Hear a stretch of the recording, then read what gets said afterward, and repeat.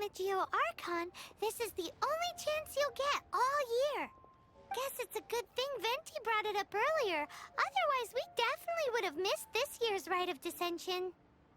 Well, Venti brought up the time, but Paimon knows nothing about where it is. Look, we're already in Liyue, so let's go ask some of the locals. Oh, right. About the Geo Archon Morax. Did you know the Mora that we use is named after this god? But it's seen as impolite for people from outside Liyue to refer to the Geo Archon by that name. So we should refer to the Geo Archon by the name Rex Lapis, like the people of Liyue do.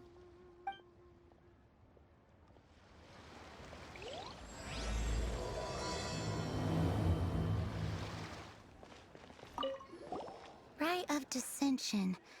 Oh yeah, that reminds me. Isn't that today?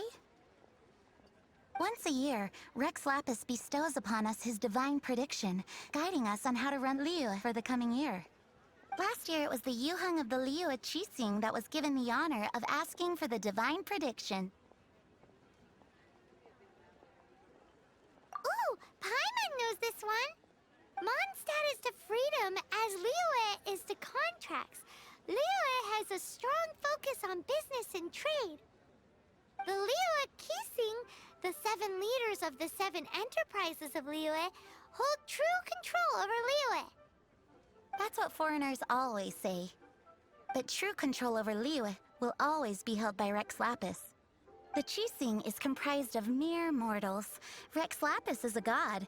Mondstadt's god is nowhere to be seen, whilst our god is forever with us. Stay in Liyue long enough and you'll see.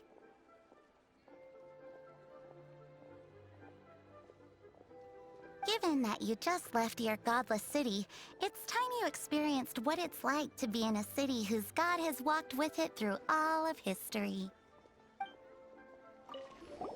You too wish to bear witness to the Rite of Dissension? Me too. We all do. As a businessman myself, how could I not take interest in Liyue's most important business trends? The 17 predictions given last year made more than a few ripples throughout the industry. What's more, there's been a rumor going around that the Tianshui herself, Ningguang, has been acting secretly in the shadows. She wants the rocks created by Geovision holders to be exempt from taxation. Wow, that's some super professional legal stuff, that is. To be on the pulse of the predictions and the market is what makes this harbor what it is. Among the 7, Rex Lapis is the oldest deity. His keen sense of strategy is well trusted among his people. Understanding the predictions as soon as possible can make all the difference in making your fortune. Oh, are you also foreigners here for the Rite of Dissension? To think I've lived in Liyue all these years and never come to see this before. I guess it's like they say, locals never visit the tourist spots. I wish you well on your travels. Liyue always welcomes you. Thanks! Where do we go if we want to see the Rite of Dissension? You're not at all close. Not to mention that even if I gave you directions, as foreigners, you'd get lost along the way. So, better head to Yujing Terrace, to the high ground. It's the highest place in the harbor. Sounds like the best place for trying to communicate with deities, no? Paimon heard that the best time to make a wish is today, during the Rite of Dissension. Wanna give it a try?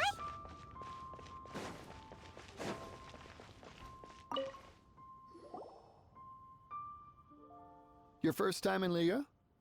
Actually, it's my first time to see the Rite of Dissension, too. Ah, look, that's Miss Ningguang of the Liyue Qixing. Only those who have control in Liyue can preside over the Rite of Dissension. Oh yeah, not sure if you knew, but most of the Adepti appear in the form of various beasts. I heard that when attending these kinds of formal occasions, Rex Lapis himself appears as a celestial cross between two of Liyue's ancient mythical creatures. Sorry, I shouldn't interrupt your wish. Please, take this.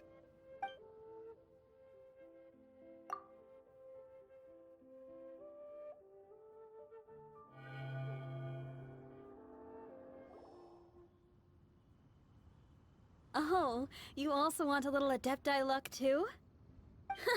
Seems you know a lot.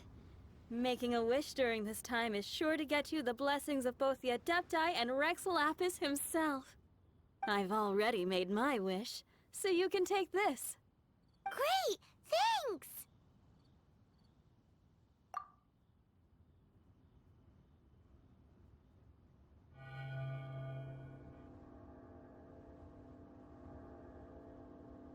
Great! Now that we're all done with the wishing, guess we can just wait here for things to get started. Who knows how long that Miss Ningguang lady is gonna take?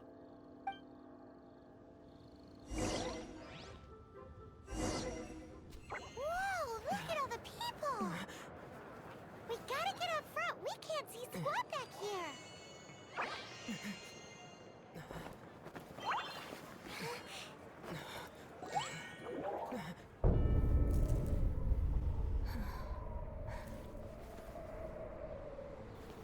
The hour is upon us.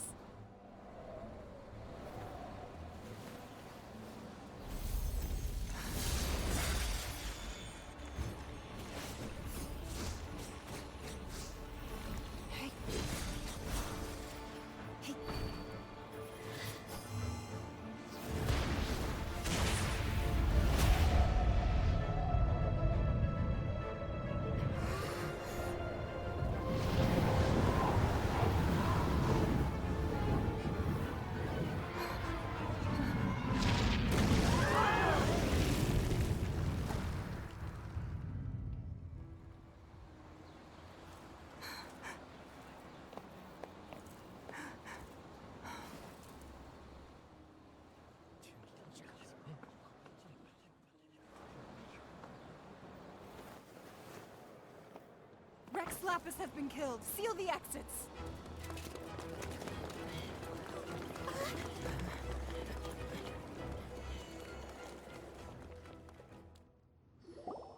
What? What's going on? Did she just say Rex Lapis is...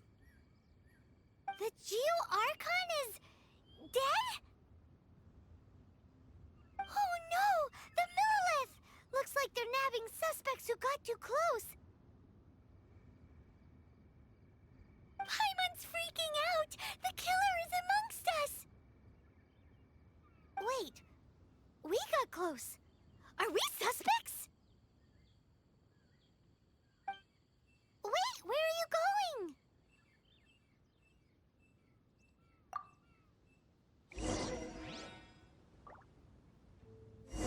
Oh no! There's a whole bunch of soldiers out there too! Your identity! You may not be the killer, but we can't let them get you! But can we even get out of here safely?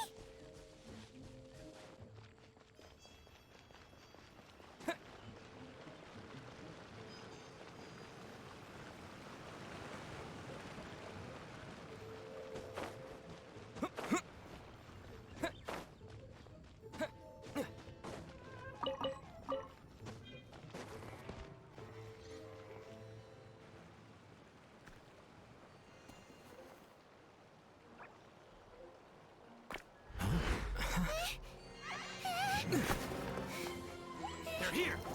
Arrest them!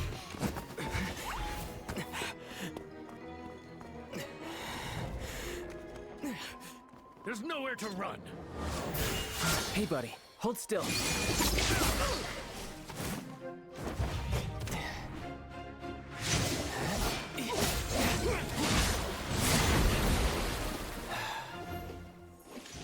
Stop! Stop! Come with me.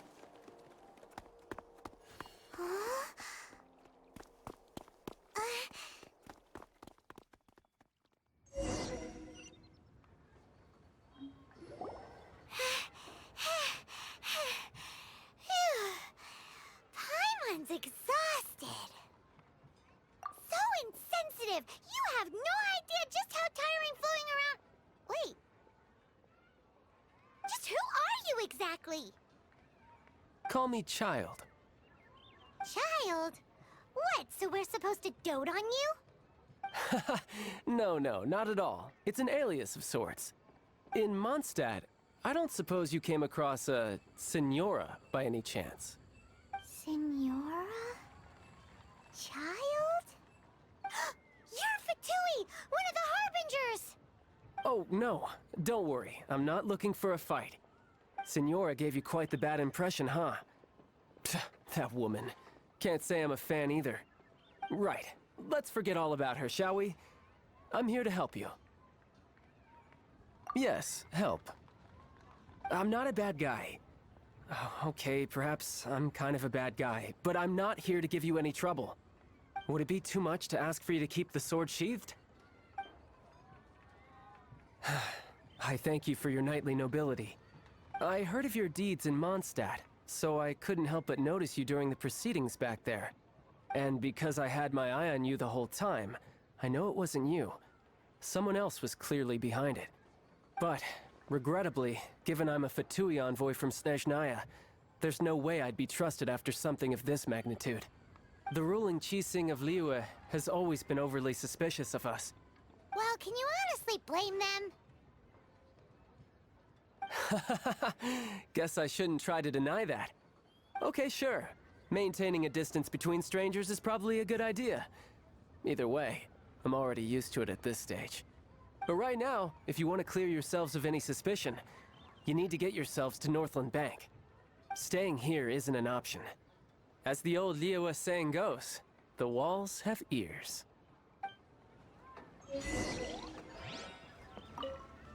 Northland Bank. Correct. This bank was opened here in Liyue by Snezhnaya. Though everyone knows Liyue is the most enterprising in Teyvat, Snezhnaya is not short of change either. Yeah, well, poorer nations don't seem the type to have diplomats that come around acting the way yours do towards the Knights of Favonius. Here, let me give you this. This is I'm not sure exactly. Sometimes all money can buy is things, and not a name for oneself. All I know is that it's a sigil. A sigil to keep the mighty and illuminated Adepti from bringing harm to you. Adepti? If you head north from the harbor, then west from Guili Plains, you will eventually reach a stone forest known as Jueyun Karst.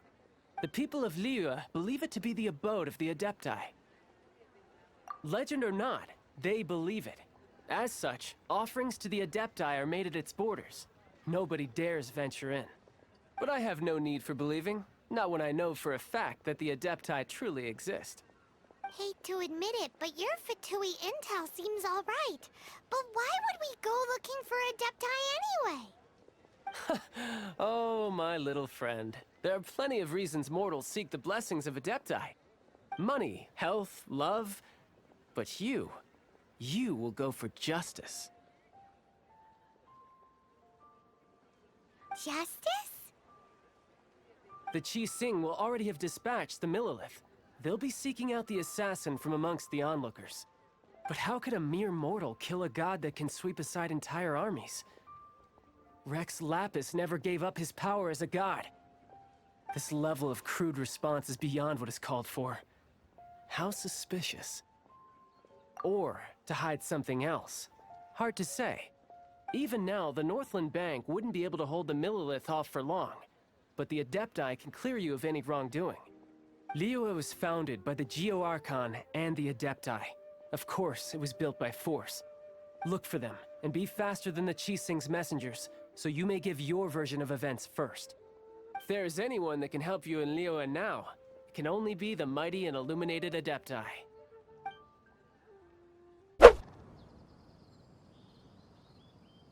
And who might we be? Those that dare enter Jueyun Karst.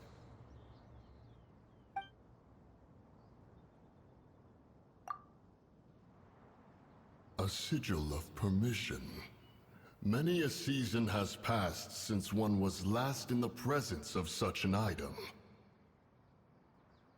He before you is the mighty and illuminated Adeptus, Moon Carver. Speak, traveler. What business have you here? Actually,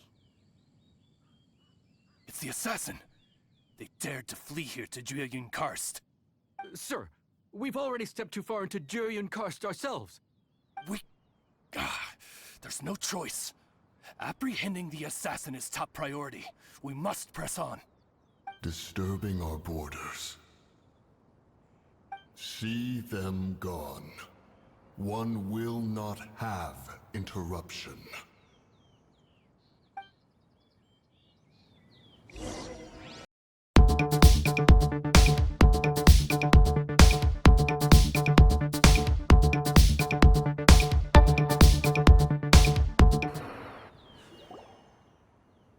well,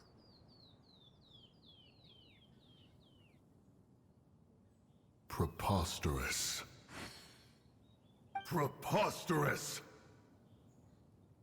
The Liua Qixing. Utterly disappointing. How could someone possibly assassinate Rex Lapis during the Rite of Dissension? And then place suspicion upon the attendees?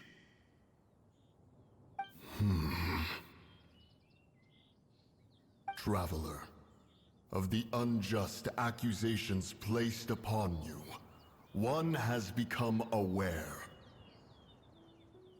The mind knows its answer, though one must consult with one's fellows, lest the mind be misguided. Go, take your sigil of permission. Carry with you a message. Mountain Shaper and Cloud Retainer can be found here. Only fate will decide if you shall find them. Only fate. There exists a conqueror of demons, a guardian Yaksha. Go to Wangshu Inn. There you shall seek him.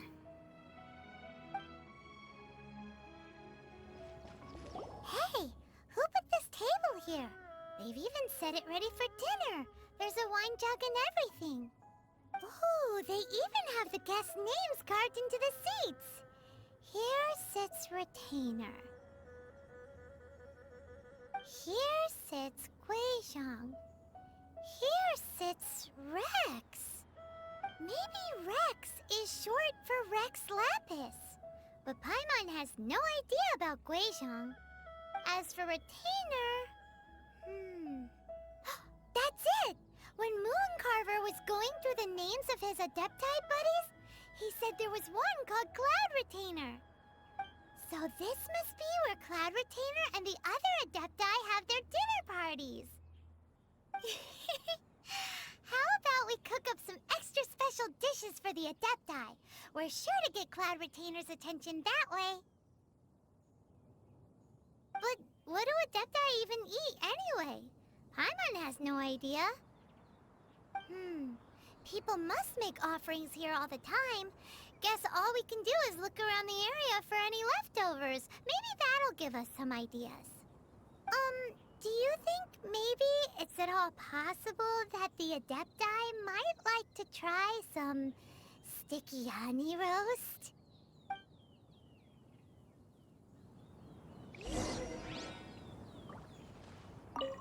It's very clean here. Whoever cooked here last obviously likes to keep things neat and tidy.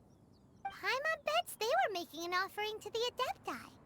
Looks like we got us some matsutake and some raw meat. And what do you know? The recipe is right here. This chef was a super organized person.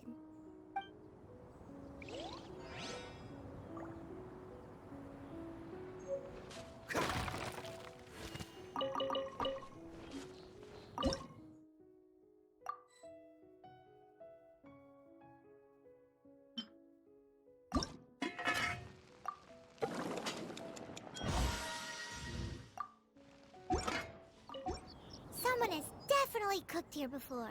Do you think they were making an offering? Looks like they didn't use all the ingredients. Let's see here. We got some snapdragon, some lotus heads, some tofu. Whatever they were cooking, it sounds complicated. Hey, look over there. They left some notes too. Yup, it's a doozy. Paimon's not surprised they had to write it all down. It's a lot to remember. We should read it carefully.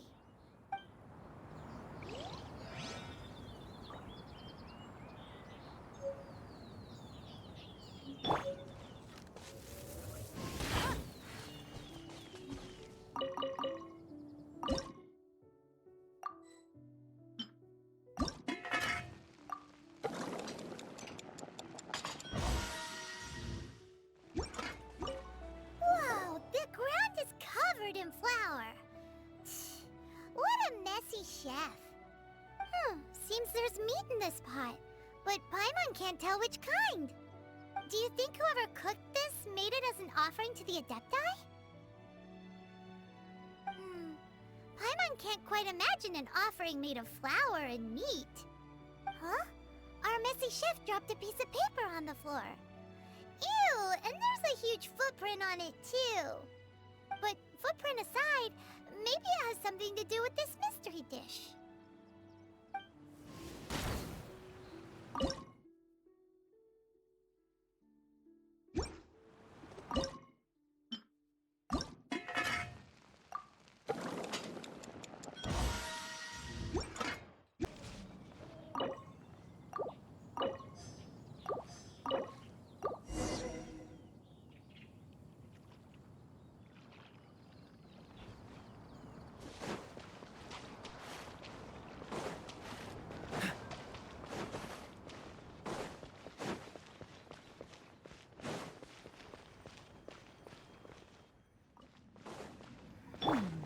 One senses the presence of a sigil of permission. One knows not why you have come, though the sincerity of your offering is clear.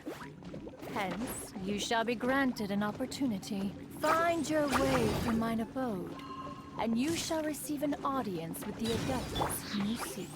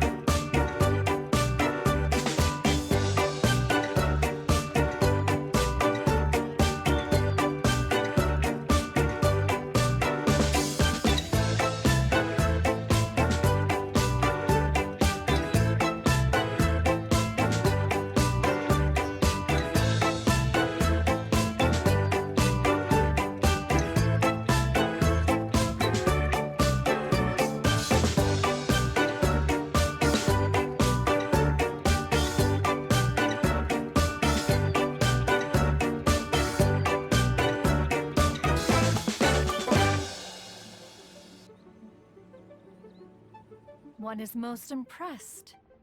The path that leads through this abode defies those of ordinary abilities. The one before you is the Adeptus Cloud Retainer. Now speak of the matter which brings you here. You surmise correctly. This place did one self-build, as did one design the mechanisms within.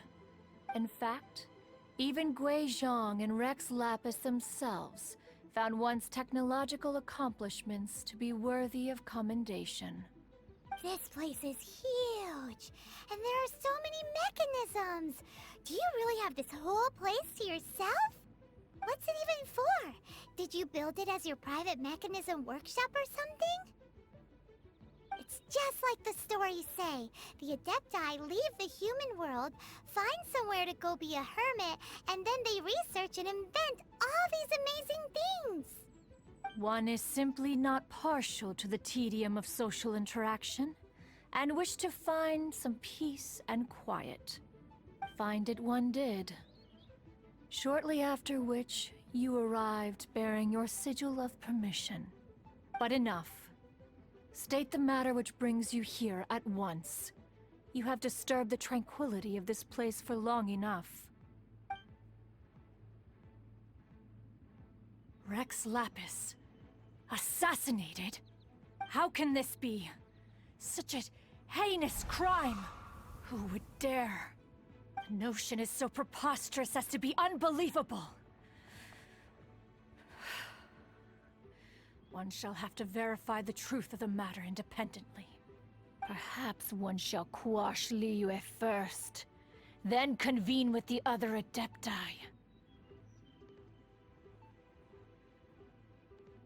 Wait, what? Did you just say squash Liyue Harbor? Are you seriously gonna wipe out the whole city? Only a response of sufficient magnitude can negate the possibility of further incidents. It is as you say, but if Rex Lapis has indeed been murdered, then Liyue is in great peril. To delay in quashing the threat is to invite further disaster. It is precisely because one does not wish to see further suffering that exceptional measures are deemed necessary at this exceptional time. Yikes! Quick, you gotta think of something. She wants to squash Liyue flat, and it doesn't seem like she's bluffing.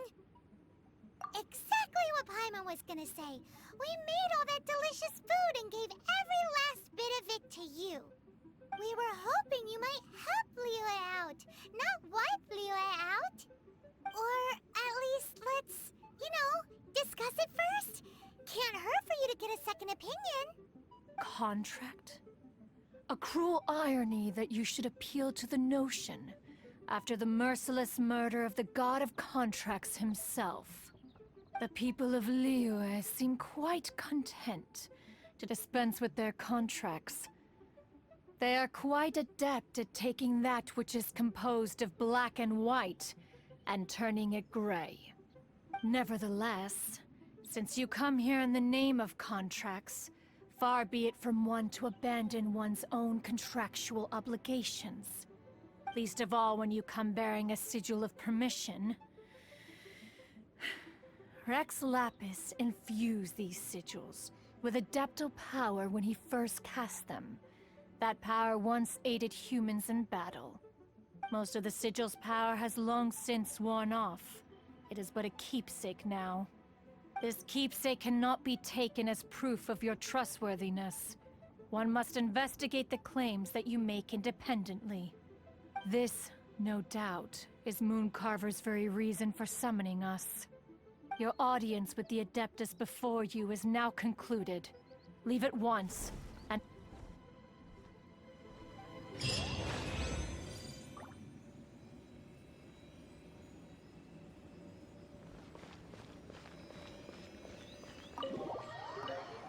Have mercy, O mighty Adeptus.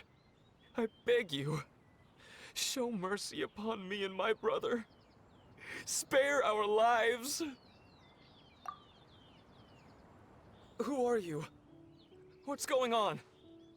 We asked you first. Oh. You enjoy safe passage in Joyun Karst. It can only mean one thing. You must be Adepti messengers, sent here to rescue me and my brother. What is he talking about? Oh, have mercy, mighty messengers of the illuminated Adepti. I beg you to save us. My brother and I, we only came here because our family is poor, and we heard tell of treasures hidden in the amber of Mount Hulao. It was stupid of us.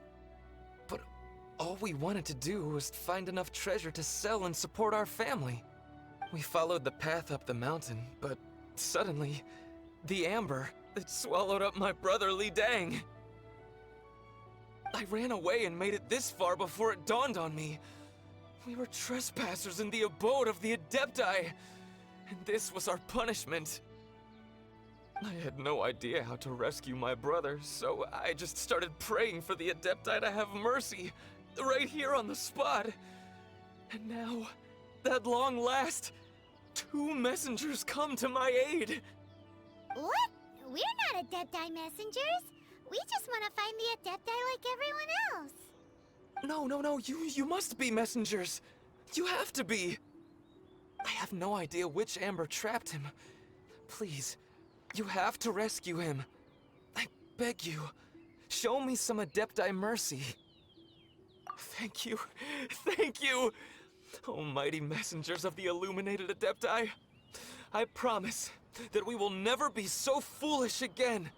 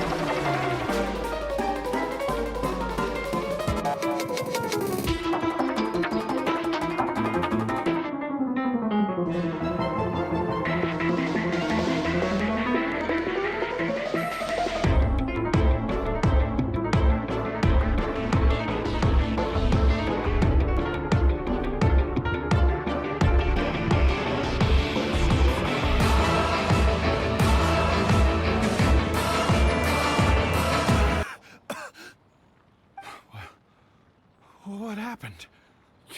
You rescued me. Thank you. Oh, and have you seen my brother? His name is Li Ding. We were climbing the mountain together. I just hope he didn't get trapped in Amber too. Phew. So he's safe then? Oh, thank you. I will head up to find my brother now. Here's hoping I don't run into any more Amber on the way. Thank you for rescuing my brother, oh mighty messengers of the illuminated Adepti. What? No. I mean, like everyone else, we've heard that there's an Adeptus living in Mount Hulao. Regular folks like us would never have the chance to meet them. No way. Unlike you guys, you're Adepti messengers, so it's a whole different story. Anyway, we have trespassed in the realm of the Adeptus for long enough. We should get going. Thank you, mighty Adepti messengers. Yes, thank.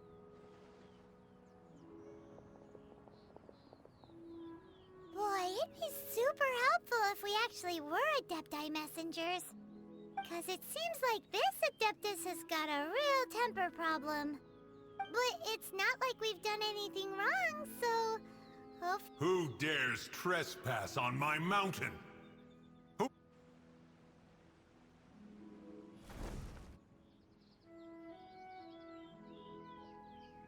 Foolish mortal, come forth and receive your punishment.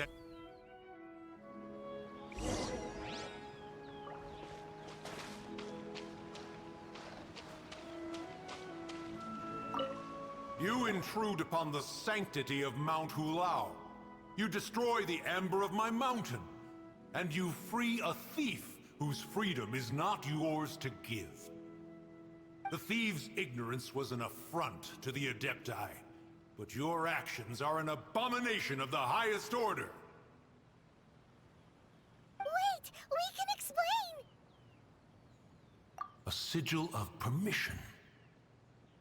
One was unaware that such things still exist in the mortal realm. In the beginning, Rex Lapis cast them for the mortals with his own hand. Few were made then, and thousands of years on, fewer still remain. Speak. One shall listen to the matter which brings you here. then one shall verify the truth thereof. You would be wise to speak the truth, for Liyue is not so far from here that one would be easily deceived.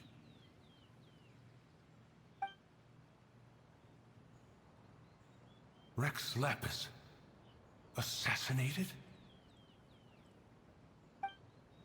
At the rite of dissension? What mortal in Liyue, nay, in all the world, would conspire to commit such foul treason? Or perhaps the more pertinent question is, what power in this world could aspire to achieve it? Rex Lapis charged the Adepti with the protection of Liyue, and we have always honored this duty. As the people have prospered, so have we gradually withdrawn into the mountains. Indeed, this was a gesture of goodwill towards humanity. But now, alas, Rex Lapis, gone. Traveler, of the matter you have relayed, one has become aware. One now knows why Moon Carver has sent for us. Once one has dealt with certain matters here that require my attention, one shall convene with the other Adepti. Paimon can! Adepti always have magical powers in storybooks. Seems it's true in real life, too. You know, like how grass is actually Adepti hair, and rivers are actually Adepti saliva. There must be something similar going on with the amber. Your nonsense knows no bounds. This amber is produced by a flower that one has planted here, called the karst crawler. The majority of the plant is hidden underground. When stepped on, it produces amber to trap the invader. After taking up residence here, one planted many karst crawlers to ensure that the tranquility of the mountain would remain undisturbed. Over the years, they have helped to prevent many disturbances. But in the process, they have also trapped many curious things. Oh, so the amber is alive? Correct. Thus, one may not leave this place in its current state, for fear of the risk to innocent lives in one's absence. One will depart as soon as one has attended to this matter. One trusts that the manner of your departure will be swifter in nature. Oh, this seems to be Wangshu Inn. Compared to Joyun Karst, this place seems basic. Are we really gonna find an Adeptus here? Let's take a look. Paimon reckons he'll be on the balcony. Doubt we're gonna find him in the kitchen.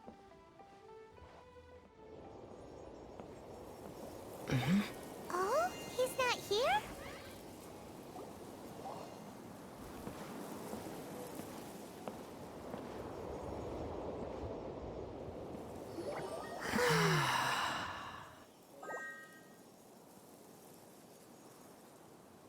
To the blind, everything may not be as it appears.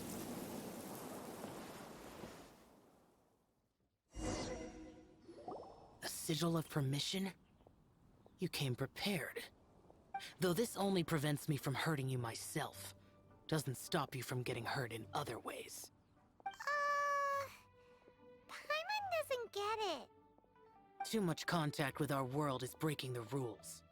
Mortal souls are not as robust as those of Adepti, nor can your blood carry this level of adeptal energy. It's for your own good. Leave. Now. Wait a sec! We came here to... Paimon's peeved! All he does is think about himself! Paimon wants to give him an ugly nickname. But if you tick off an Adeptus, the only thing you'll probably ever find in treasure chests is cabbages. Blech. Guess we should go ask the boss lady of the inn about just how she manages to talk to Adepti.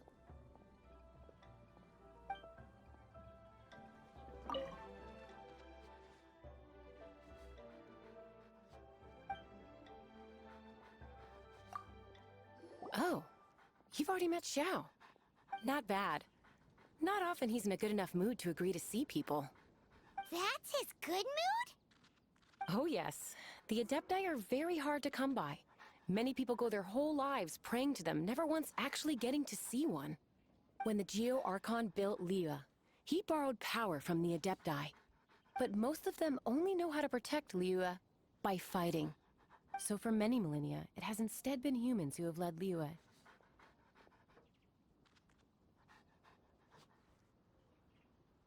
You really know a lot, huh, boss lady? It's not boss lady, it's just boss. Anyway, seeing as you have the favor of the Adepti, things should be a lot easier. Well, if you want to know my opinion, if you keep Xiao in a good mood, things should be okay. Good mood? Can't really imagine what a good mood looks like for that vigilant yaksha. Will be interesting, won't it? Come to think of it, I've never seen him smile either. How about this? You go see the chef for a bowl of almond tofu and a plate of whatever it is you're best at making. Almond tofu is one of the few human foods Xiao likes. The other dish is up to you. Up to us, eh? What do you think you're the best at cooking? Really hard to screw that one up, right? Can't you see I'm on a break, kid? Scram! Scram! Whoa, this chef guy's service is about as good as that Wagner guy's back in Mondstadt.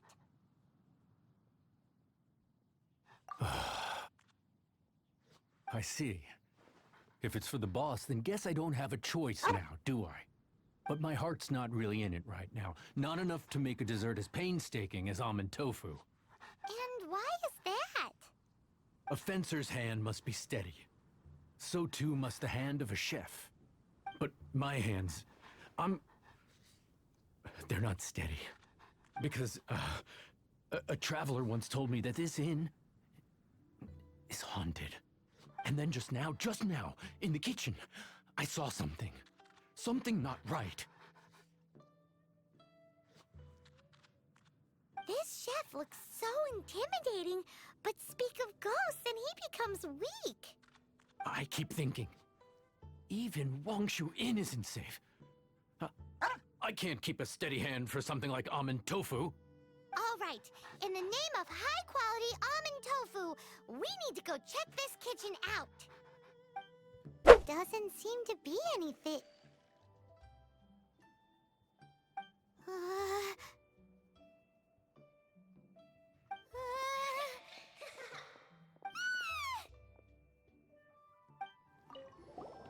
What? You saw it too? There really is a ghost. What? How could I? Okay, so he's useless now. What do we do? Forget it. Let's just go see the boss lady again. Scared of something so insignificant. Hard to believe he was once a notorious bandit. You don't seem that afraid of ghosts, boss lady. Gods and ghosts. I've seen it all before. Come to think of it, others don't seem to know there's an Adeptus here at the inn except for the boss lady. Shh. Say any more and you'll be divulging my little secret. Right. Best you two be off. Go see to it that that little ghost doesn't go scaring anybody else. Not that I'm ordering you around. It's like the Adeptus said. Mortal souls are not as robust as those of the Adepti. So as not to be harmed when dealing with the Adepti, you can start by practicing with that ghost. But how should we persuade the ghost? There is a calligraphy painting in the inn known as the Witness Sigil. It's been in circulation for over 1,000 years. Go take a look at it. Once you have, look for a place outside where you can see the exact same Witness Sigil formation.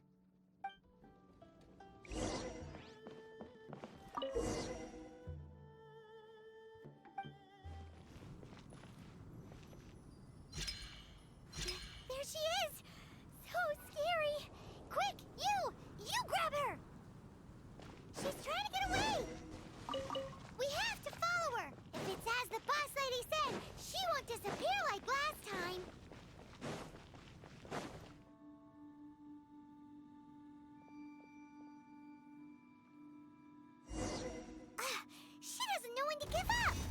This old decrepit ruin guard... Surely it's not... possessed? Let's spark things up a little. Come a little closer.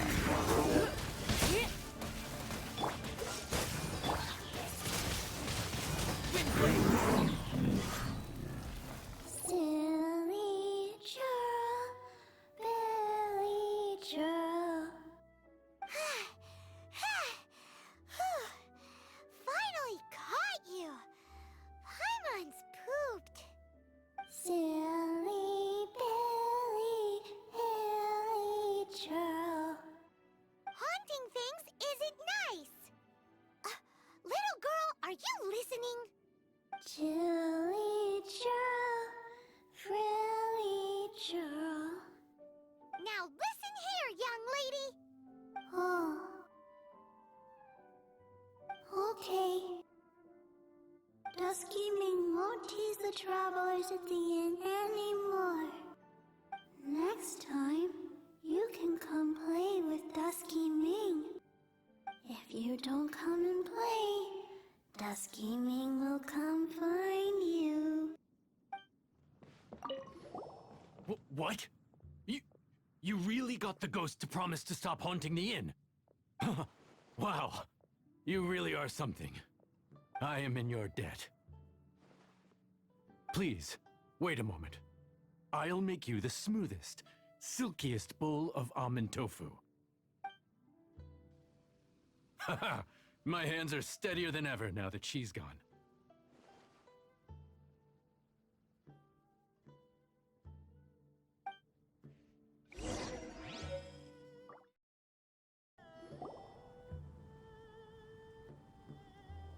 You two, again. Wait, don't go disappearing again. What's this? It's your favorite almond tofu, as well as this distant traveler's best dish, a satisfying salad. Quick, tell him everything before he finishes eating. Rex Lapis. How could this be? I can't imagine it. Though times have changed, I've never imagined a Liyue without him. The ruling Qixing. Just what role have they played in this? I will seek Mooncarver, Mountain Shaper, and Cloud Retainer. It is time they too made their decisions. Adepti do not turn on their responsibilities. I have my reasons to not want to be tainted by the mortal realm, but responsibilities are responsibilities. Our god is the god of contracts, after all.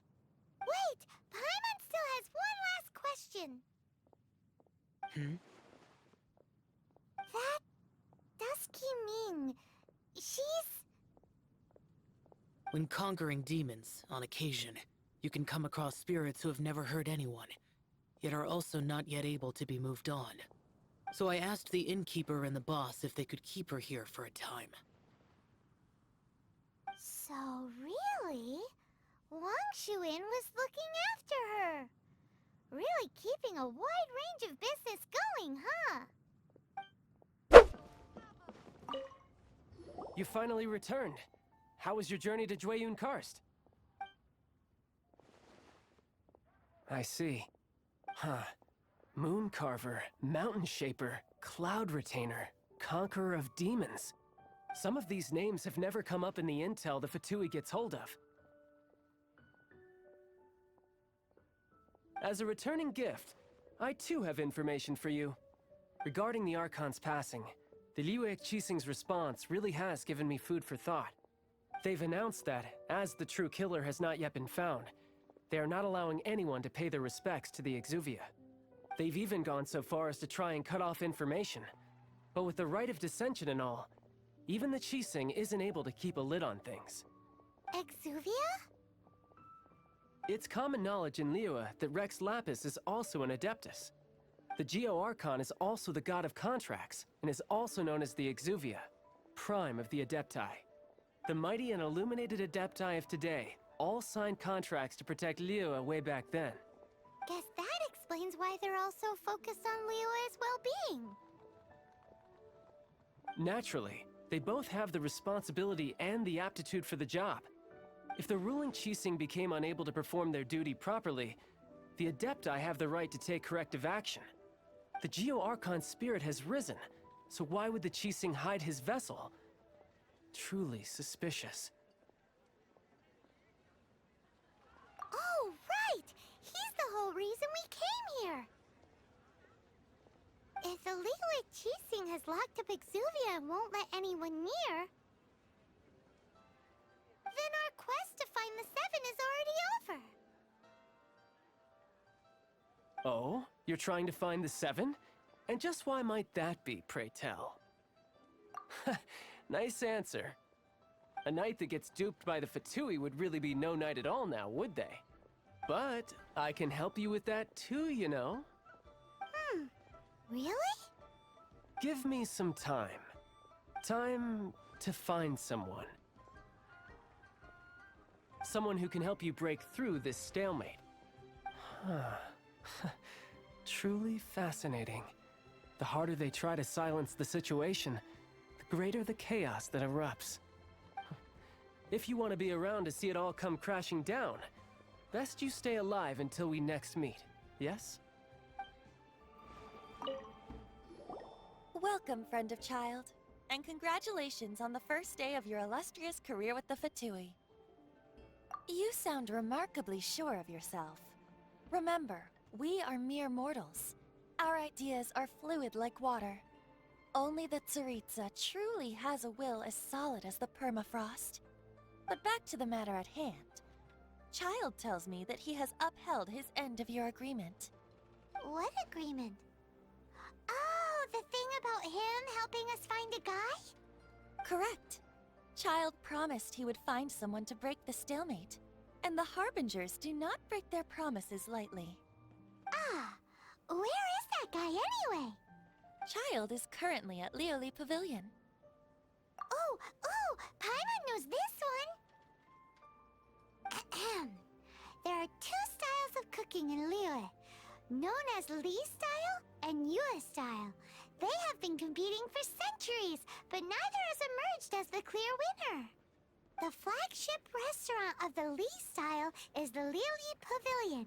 The owner especially chose to open the restaurant at Feiyuan Slope so they could compete face-to-face with the Xinyue Kiosk, which is the flagship restaurant of the Yue style. Don't talk to Paimon like that! Anyway, Paimon's hungry. Let's get moving. Aha, you made it.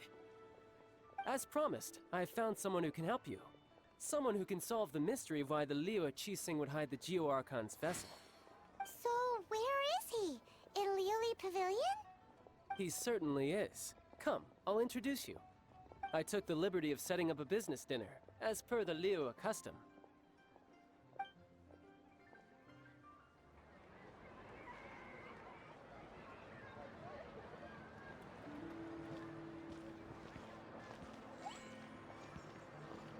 Welcome back, sir. You honor us with your patronage. Mr. Zhongli is awaiting your arrival in the room you booked.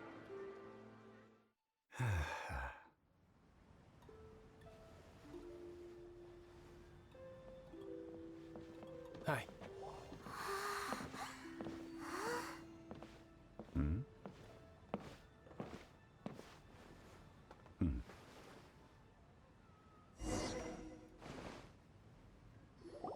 Allow me to introduce Mr. Zhongli, consultant to an organization known as Wang Sheng, and a trusted associate of the Fatui. Indeed, Wang Sheng's line of work can be sensitive at times. Let's just say they understand when discretion is needed. And we, the Fatui, have always been glad to do business with friends who walk in the shadows. Walk in the shadows? It is an honor to meet you. I have heard tell of you from Mondstadt. Discretion? Shadows? Is Wang Shen some kind of business involving dealing with people? Indeed. It is as you have guessed. The Wangsheng Funeral Parlor organizes burials. we ensure that those who pass on do so in peace. Huh? Did you think he was some sort of hired killer? The Fatui calls many such people friends, but the Wangsheng Funeral Parlor does not dabble in such business. Well, ostensibly. Well, they are still... I shouldn't say too much. In any case, I brought you to meet Mr. Zhongli because... Because I can bring you to see Rex Lapis's vessel. What? Don't be so surprised. Sure, the Geo-Archon's body has been squirreled away by order of the Tianquan Ningguang. But first, let's hear what Mr. Zhongli has to say, shall we? Rex Lapis may be the prime of Adepti, but he is ultimately an Adeptus. Many Adepti have left us over the millennia. This is the inexorable trend. The times have changed. You must have felt it too when you were at Jueyun Karst. Archons go by many names. The god of contracts, the god of commerce, the warrior god, Morax, Rex Lapis. Is the idea that he also has the title of Adeptus so strange? As you have seen, the time of the Adepti is ending, and the time of mankind is slowly dawning. In years past, Liyue's tradition was that a huge memorial service be held to mark the passing of every Adeptus. But this time, the Qixing have made no attempt whatsoever to respect this tradition. It is sacrilege. Yeah, the killer hasn't even been caught yet. Deicide or not, the concern of the Wangsheng Funeral Parlor is this. When the ritual to receive this god is so kingly, it is all the more egregious for his final send-off to go unattended to. Traveler, Child has told me a lot about you. Since you have had dealings with the Animo Archon, could I ask you to help me prepare the Geo Archon's last rites? A wise decision.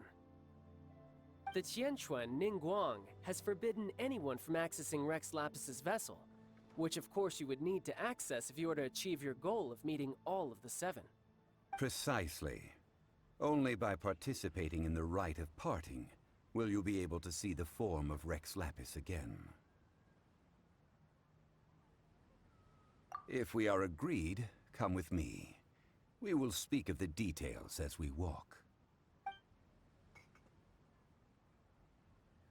All right, my bridge building work here is done. Turned out well, didn't it?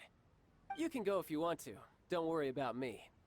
I might just have a few more drinks, and get acquainted with these things they call chopsticks in the meantime. After having experienced the land of the absentee Archon, Traveler, how does it feel to know that our Archon and Adepti are here all around you in Liyue? I see. So you're that sort of person. It's not a bad thing. But I suppose you have yet to experience the substance of Liyue's 3,700 years of divinity. Organizing the rite of parting should prove to be an enlightening part of your travels. Liyue is the most prosperous of the 7 nations, defended by deities and ruled by the Qixing. As such, the diplomatic maneuverings of the Fatui have gained no purchase here. Ningguang of the Qixing has always been on her guard against the Fatui. That is in all likelihood why Child wants to make use of the Wangsheng Funeral Parlor's connections. Huh. What would Child get out of us doing the rite of parting anyway? I neither know nor do I wish to know. As far as I am concerned, the Fatui are merely financial sponsors. I only wish for Liyue's traditions to endure. These are the advance funds that Child has provided. If you use them up, you can go to him to apply for any subsequent funding. Wow! Well then, let us be off. The first step in our preparations shall be to obtain some prize Noctilucous jade worthy of a deity.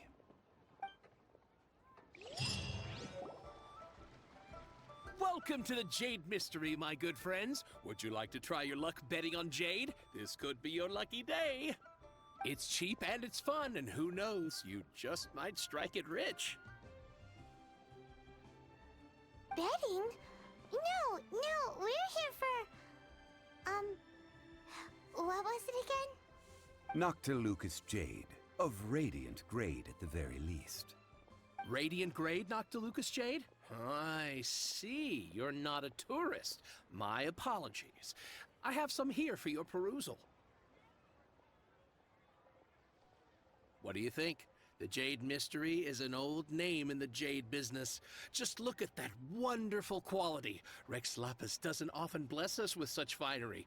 Go on, pick whichever one you like. These 3 pieces really do look pretty. Not like the ones you usually dig up. But how do we pick? Should we just grab one and go? Very good. It seems you have learned some tricks of the trade. What do you think, Mr. Zhongli? How should we pick from these pieces of Noctilucous jade? Oh? You want me to decide? That is fine as well. If it were me, the answer would be simple. Oh? And that would be... I'll take them all, boss. Oh, you act with such panache, good sir. I always knew you were not a man of ordinary caliber. Oh, wait, boss! That one didn't count! We need to discuss it again!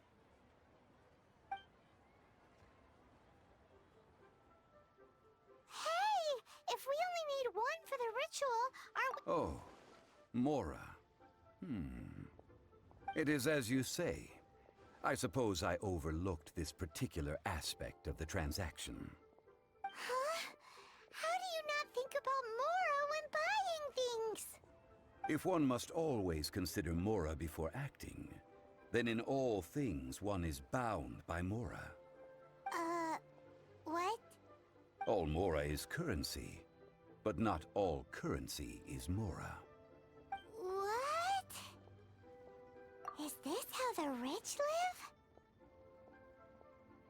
Well, he knows a lot about big money, but not a lot about big savings. No need to waver. Even when I am constrained by Mora, I have ways of working around my limitations. Evaluating the quality of Noctilucous jade is indeed very tricky. As crude ore, there is little difference in texture, lustrousness, and internal pattern between good and bad jade.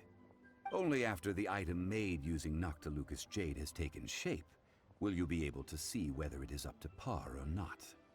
If you return to those crafty merchants to quibble, they will counter by saying that your crafting bench is to blame, or that your heat control was poor. Whoa! To think it's that easy to get cheated! But there is a way to truly evaluate this jade, and a true insider would know it.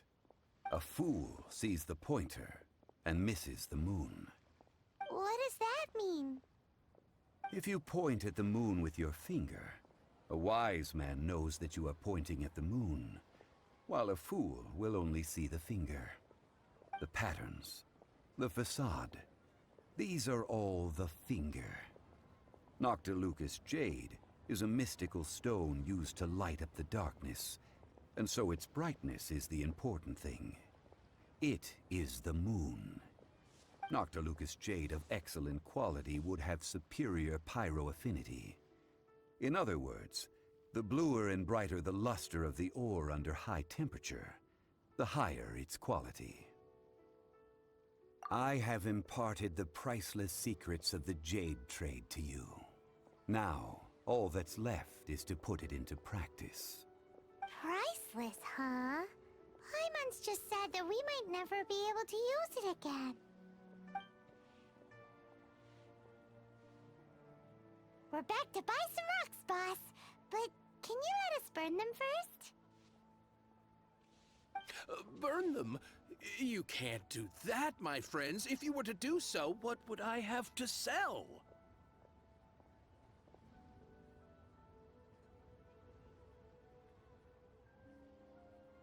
That would... well... fine. As you wish, then. How about this? I can take a small sample of all three. I'll take a bit of a loss. We'll count it as a friendly gesture. Don't worry. I know the rules. As long as we can prove that it is good jade, you will not take a loss. All right. Take these as samples. I've carved them off with a knife and tagged them to boot. Aren't these too thin? Even paper's thicker. No, even a bug's wings are thicker. These are almost see-through.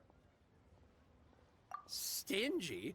I've already been very generous. Any more and you may as well have my neck. But wouldn't something this thin go poof if we held it to the fire? It can't be helped. Trying to deprive a merchant of his profits would be like forcing a ravenous wolf to vomit up the food in its stomach. Nonetheless, under the right conditions, these thin slices will serve. What sort of conditions? While we add the high temperatures using pyro, we can use hydro to reinforce it from within. This way, the samples will not disintegrate immediately. Oh! Oh, sir, to think you were this learned. Thank you for your understanding. Strictly speaking, asking for samples when we have not yet agreed to purchase the goods is unfair. Trade in Liyue must be based upon fairness. Well, guess we just need to find a place to try this out. Oh, Paimon remembers! We once saw this big pot down at the Data Upa Gorge in the camp of the hilly churls from the Meaty tribe. It's real sturdy and should be able to take the elemental reactions. Now, let's pack those samples up and make a move. There's still soup in here. These hilly churls sure have big appetites. This soup looks like it could be used as our hydro-elemental protection. Let's fire it up and begin our experiment. We're ready to go. Paimon will help remember which one of the three is which. Use pyro to keep making the pot hotter until we get the results we need. Mr. Zhongli said that the shinier and bluer the ore gets, the better it is, so pay close attention.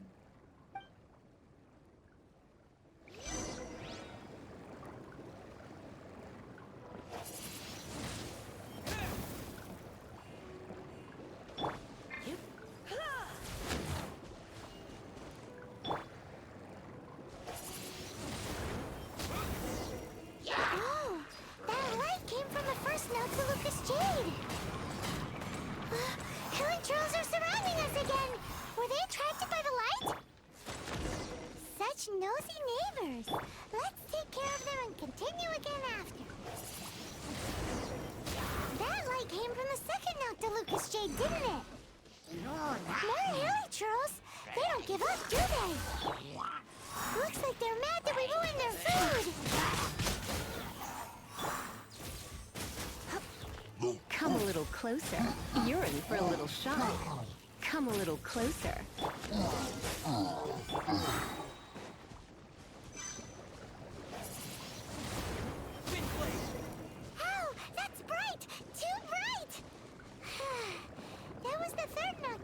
Jade, wasn't it? You're back, my friends. I've kept the goods for you. Which of them would you like?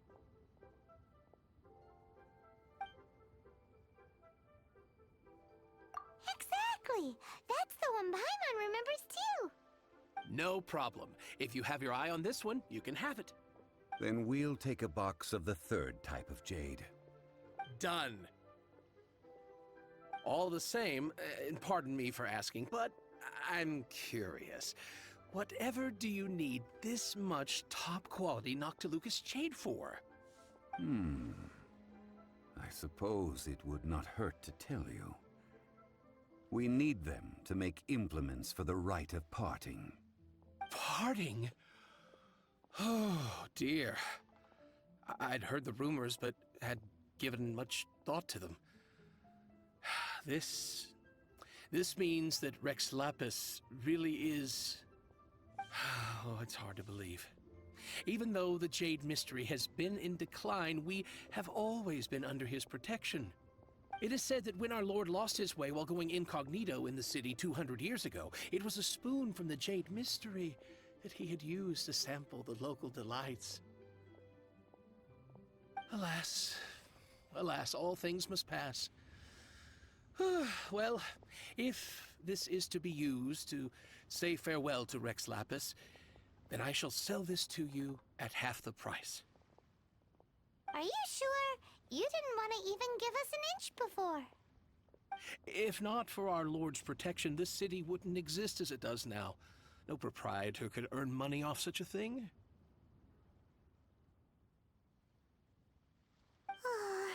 I'm sure Rex Lapis will feel your sentiment, boss. In the safe hands of the Liyue Qixing and good honest merchants such as yourself, I for one believe that Liyue will continue to prosper as it always has done. All right. Thank you, my friends. What's with me getting all sentimental like this? I'll practically be giving away all my fortune at this rate. Now that we've made our choice, let's take this Noctilucous jade back. Hey, wait a minute. He said it was half price, not that we could leave without paying. Oh, right. I'm sorry. I must have forgotten to do that too. Let me see. As I thought, I didn't bring any. Any what? Mora, my apologies. Another oversight on my part. Oh, that won't do. This isn't some small sum. Oh, wait! Didn't Child give us some advanced funds earlier? That's a relief. Have a look, boss. Is it enough?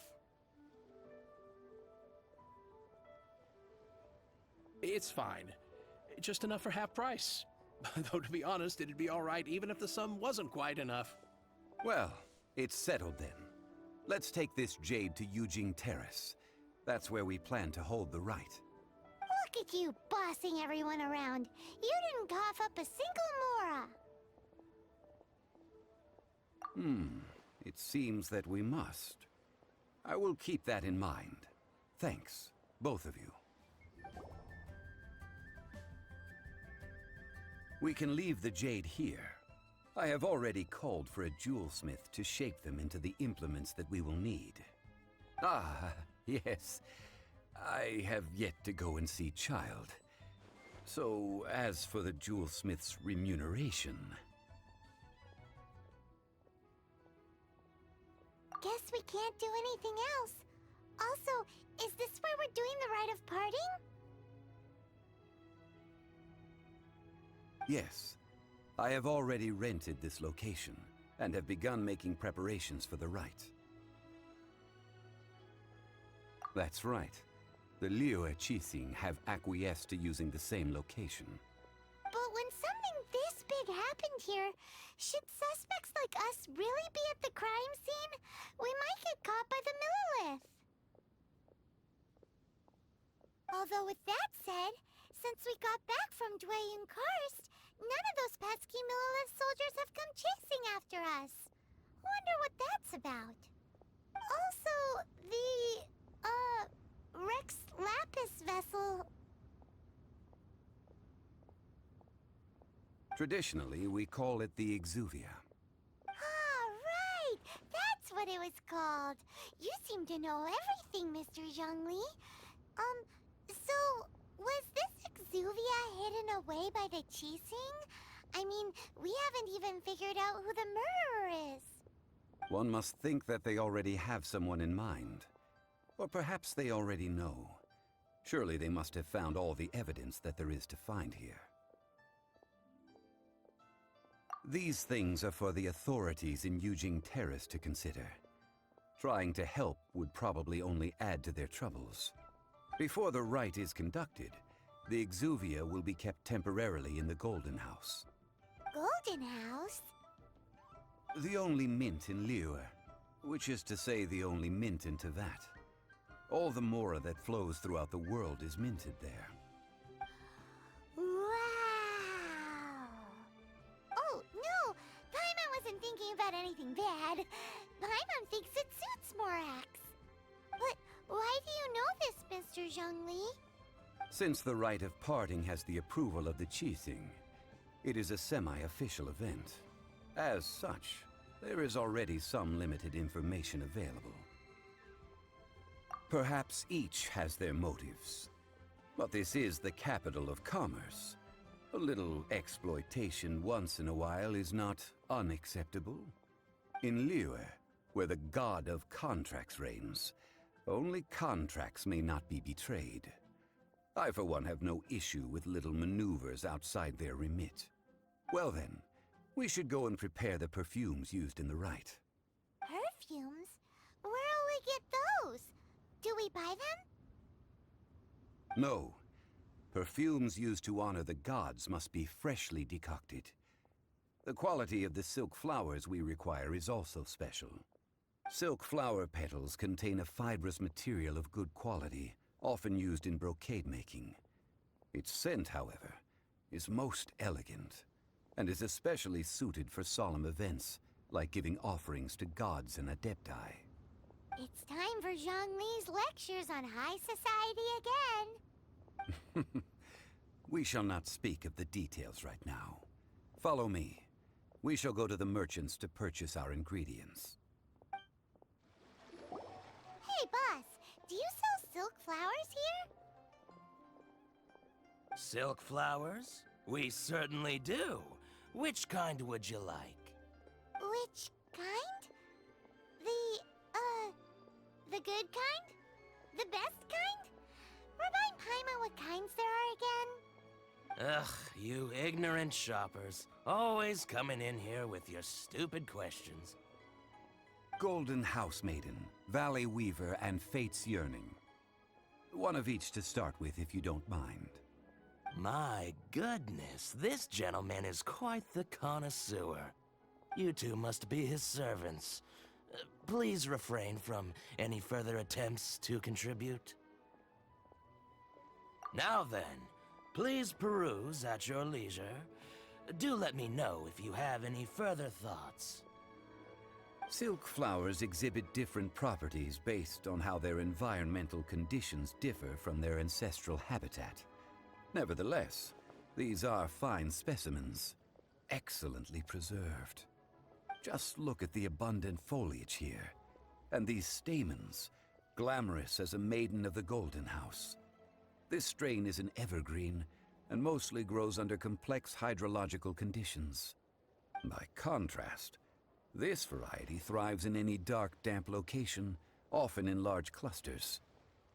Morphologically, it is distinguished by the profusion of petals and densely packed stamens, though its powerful scent gives it away just as easily. Lastly, this strain is quite the recluse. Unlike its exuberant cousins, flowers and foliage are minimal, and when in season, it has a subtle yet enduring scent. It was first discovered by the ancients when they scaled the mountains in search of the adepti. Silk flowers have all but disappeared from the wild today due to geographical changes over Liyue's history. Most are not grown by horticulturalists. Wow! A true connoisseur. Most of that was news even to me. I possess but a smattering of trivial knowledge. My traveler friend is the one to watch. They are on track to set foot in every corner of the world. Oh, Mr. Zhongli, you're way too humble. So, which silk flower did you want anyway? I'll take them all, boss. Again? How can I put this? When purchasing opera tickets, it is natural to decide based on which singer has the most melodious voice. The same logic applies when purchasing a pet bird. But this silk flower purchase is not an analogous case. The same logic does not apply. Perhaps you don't know. Tradition states that we should decoct perfume from different subspecies of silk flower when making an offering to a statue of the seven. Rex Lapis will then make his own choice between the scents. Like several other tedious and complicated traditions, this one has become simplified over time. But this is the only rite of parting to take place for one of the seven in 3,700 years. As such, I do think we should honor tradition down to the last detail in this case. Now that's settled, a question. Do you have any Mora on you? You forgot to bring money again? Zhongli. If I may interject, did I hear you say that these flowers are to be an offering to the Lord of Geo himself? Yes, in a sense. Gosh, well, why didn't you say so? I heard the awful news about what happened at this year's Rite of Dissension. It would be bad luck to say it out loud, but I've been worried about our dear Lord ever since. I'm worried that everything I've heard is true. Since these flowers will be used to glorify our Lord, they're free of charge. Just don't forget to pass on my regards. Are you serious? Why wouldn't I be? I would be nobody if not for Rex Lapis. If he hadn't written those poems in praise of my wares, they'd only be worth a fraction of what I can sell them for today. Huh. So much folklore here revolves around Liyue's deity making cameo appearances in support of local businesses. Thank you, boss. I think I speak for all of us when I say that your generosity has saved our skins. Our skins? You were the one who forgot to bring money. Please, it's the least I could do.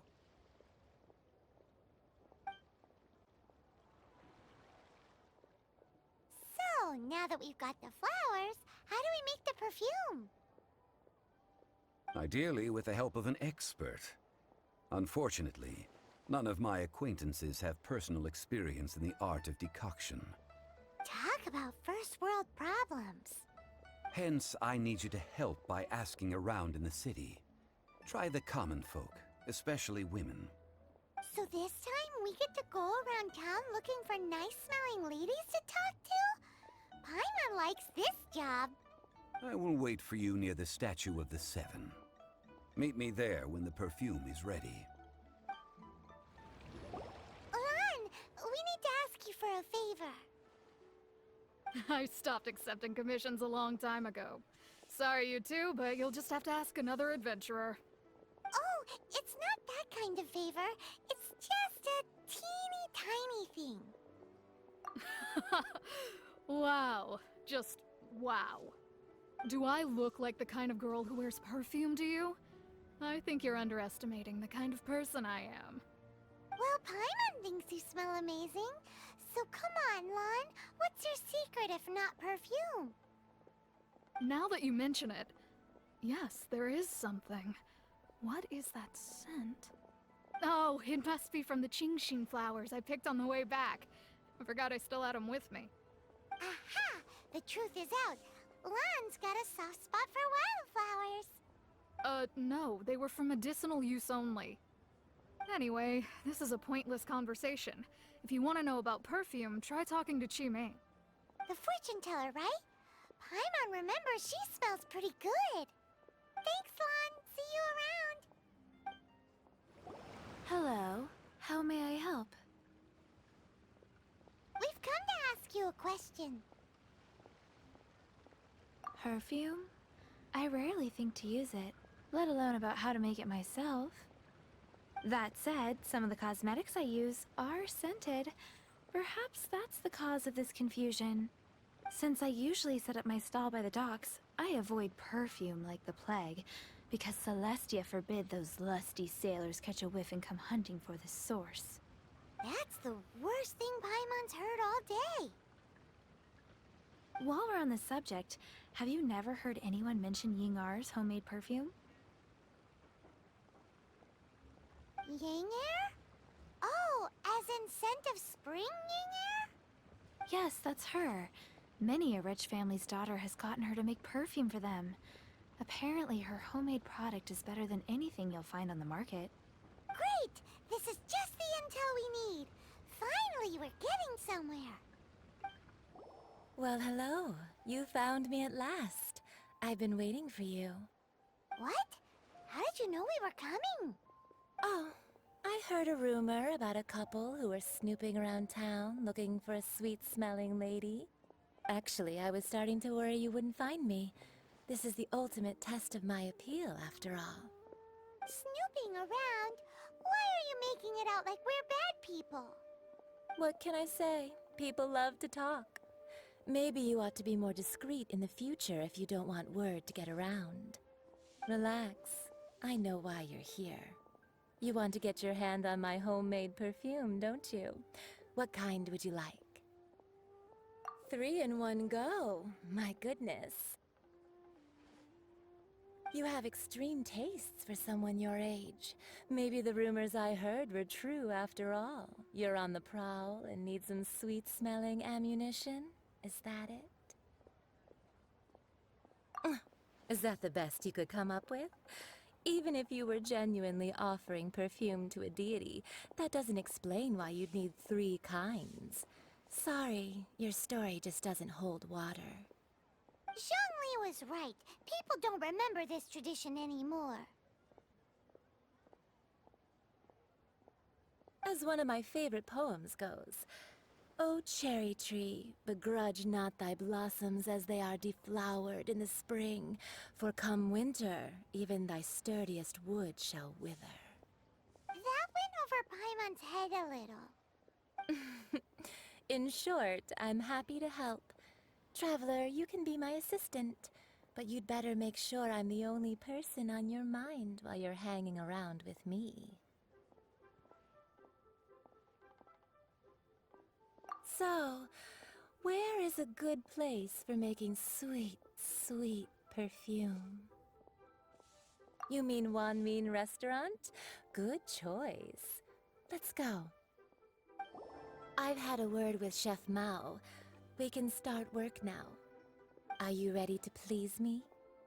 What did you say? I meant make me proud, as my assistant, obviously. While I'm setting up, you can go and fetch some water. This water will do nicely. Now, I need you to extract the silk flower essence using a crafting bench. Perfume making uses an altogether different technique from alchemy.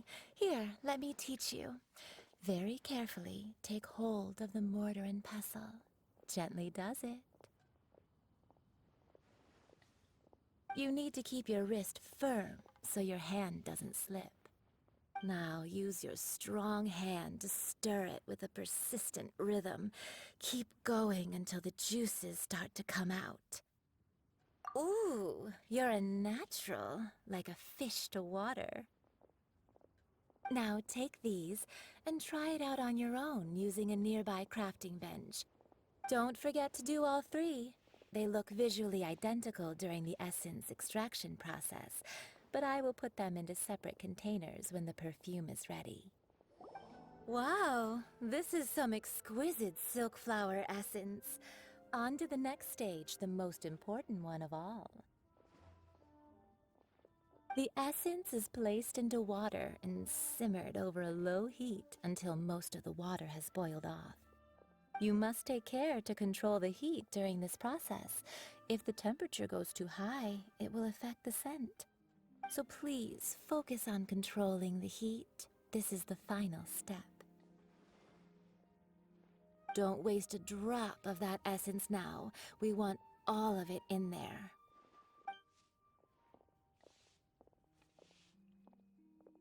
All 3 perfumes are ready, and you, my friend, were a wonderful assistant. A testament to the lengths you will go to for romance. It's so rare to see nowadays. Anyway, shall I give you a brief overview of each scent? It might just help you match the right scent to the right occasion. Paimon wants to hear this. This first one is sweet as candy, straight out of a fairy tale. Younger women will love it. The second one is for those with more refined tastes, the first choice for daughters of high society. Finally, the third one has a soft but lingering scent, like a mist that captures the last light of dusk. Mature women adore this one. All clear? Don't get them mixed up now. You'll ruin the mood. Good. Be sure to come visit if you ever need help with anything, okay? I'll leave you with some parting words. One who tries to sail 3 boats simultaneously should be careful not to go overboard. Come and hang out with me at Scent of Spring sometime, okay? We've brought the perfumes, Mr. Zhongli. Did we take too long? You were just staring up at the statue.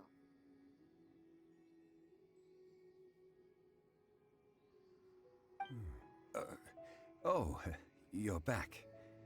Don't worry, I haven't waited long. Compared to the watch that Rex Lapis's statues have kept over Liyue, this was but a brief moment. Well, how can a person compete with a statue?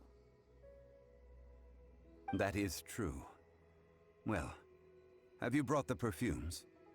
3 sets, and not 1 less. Thank you both. Let us offer them up.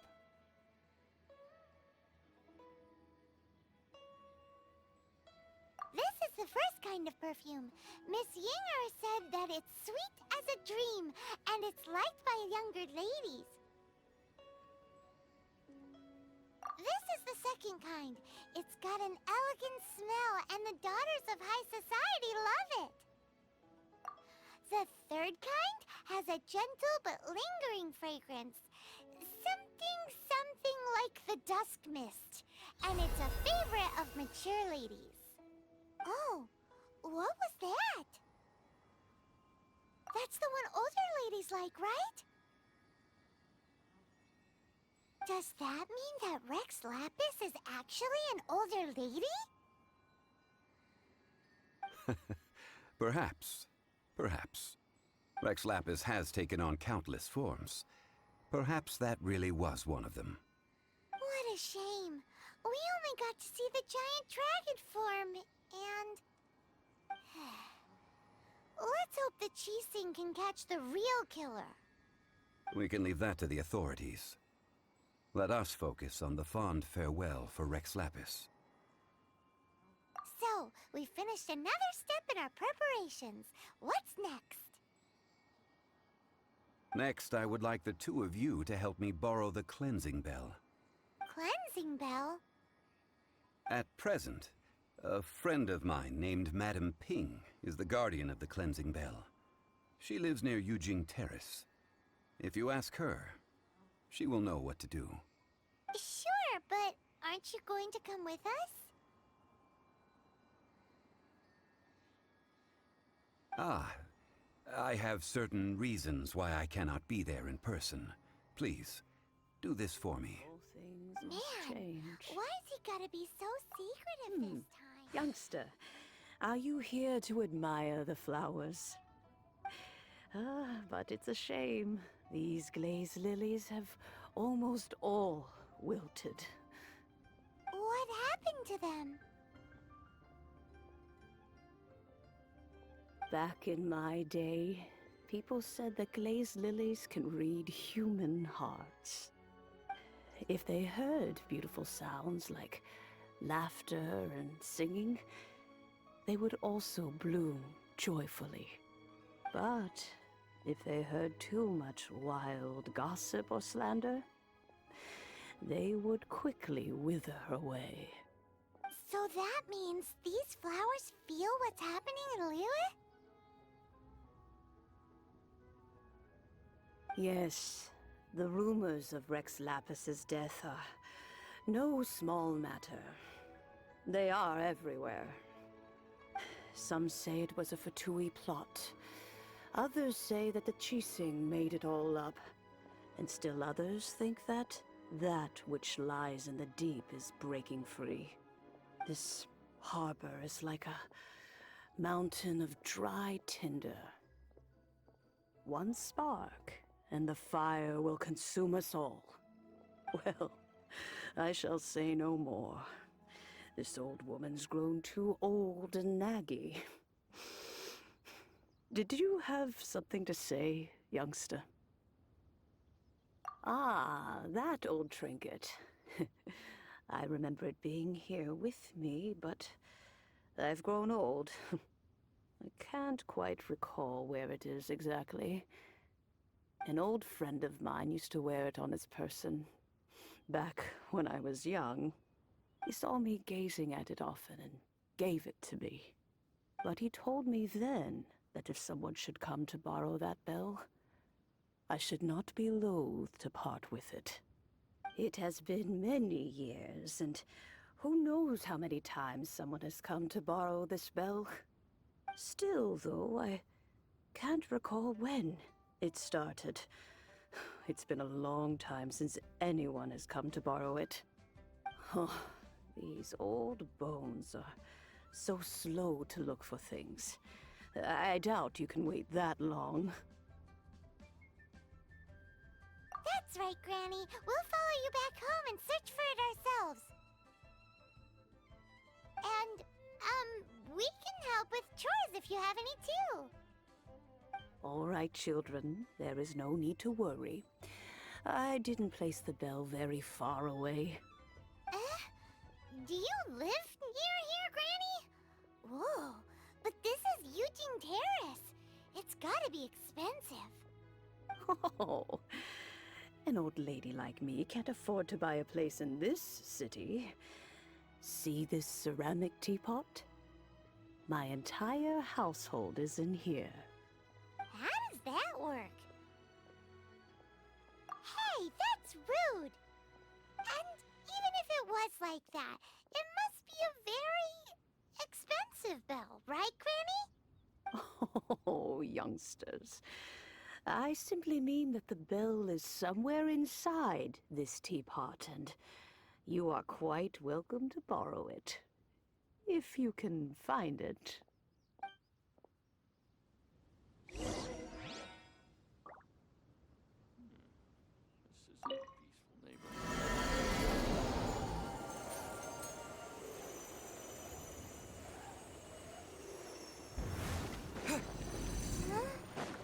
Where are we? What just happened? Youngsters, this is where this old woman keeps all her things.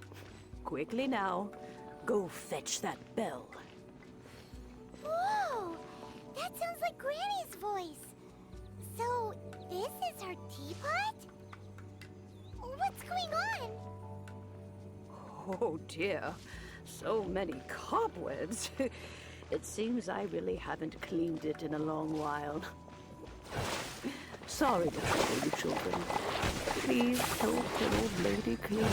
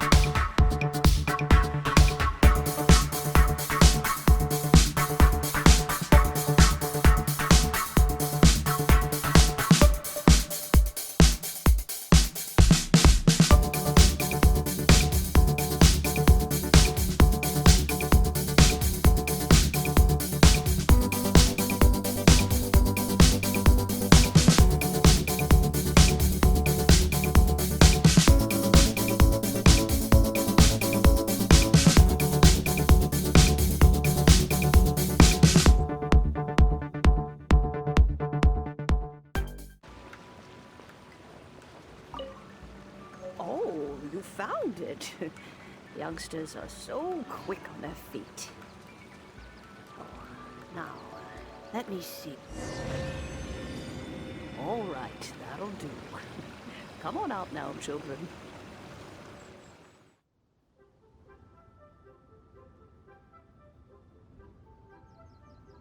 Oh, in and out in no time. You youngsters really are quick. The Qixing. Those children stopped letting my friends and I into their council long ago. Still, they've done well recently. We old folks are content to be idle. Paimon kinda knows what you mean, but is also kinda confused. Are you really giving us the bell just like that, Granny? Don't you think it's weird? Something's just happened to Rex Lapis and then we come running up asking for it? Oh, don't be silly.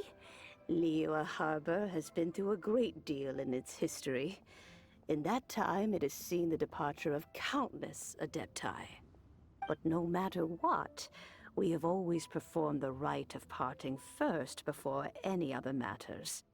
To cry, "Catch the murderer," at the top of one's lungs, but ignore the rite of parting. That, to me, is what is wrong-headed.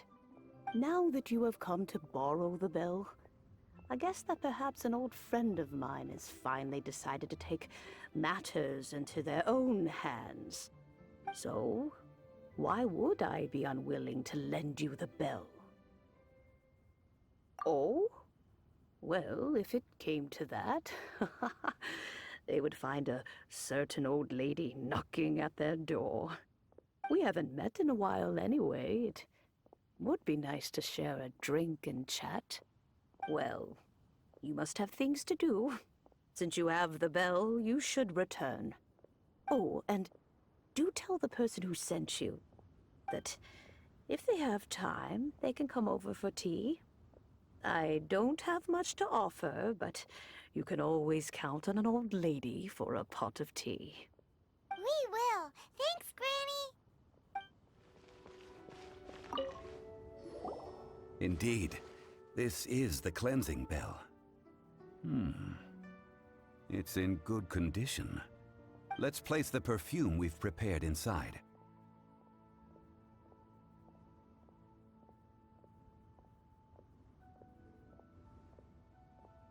Of course. How would I know that the bell was with her otherwise? That's suspicious. But if you don't want to talk about it, we won't pry. Oh, yes, that old granny asked us to tell you something. If you have the time, you can come over for tea. I don't have much to offer, but you can always count on an old lady for a pot of tea. That tone does not suit you. Still, her teapot is indeed very good. There are none better for brewing tea. When a suitable time arrives, I'll bring a spot of fine tea and pay her a visit. So what's the next step in our preparations? Next, we need to purchase kites. Ooh, Paimon loves kites! Are you taking us kite flying? Is this our break time? No. Kites are children's toys, yes. But they also play various symbolic roles in Liyue's rituals. I will explain it to you. But our next course of action should probably be to purchase the kites first.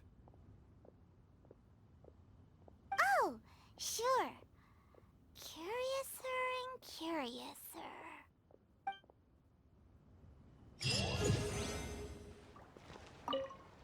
Ah, sir, you're here.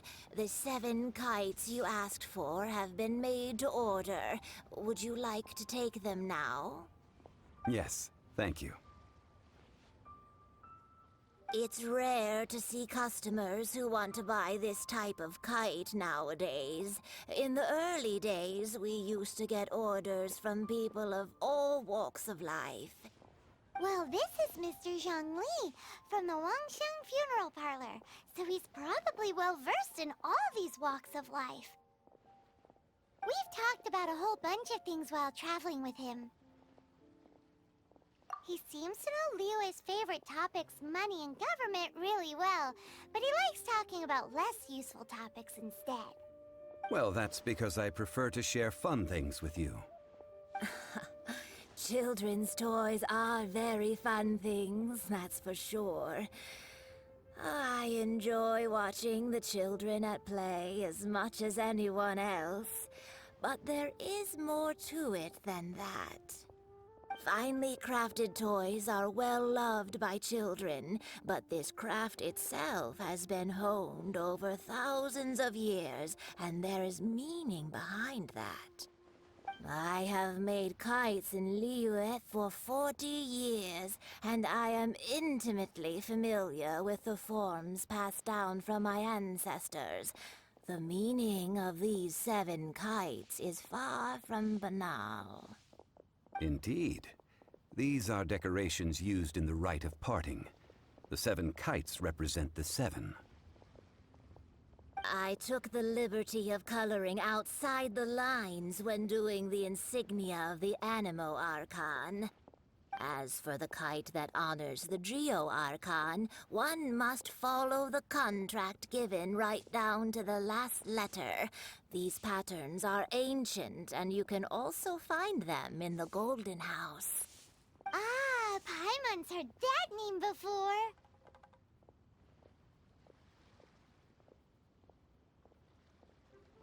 Huh?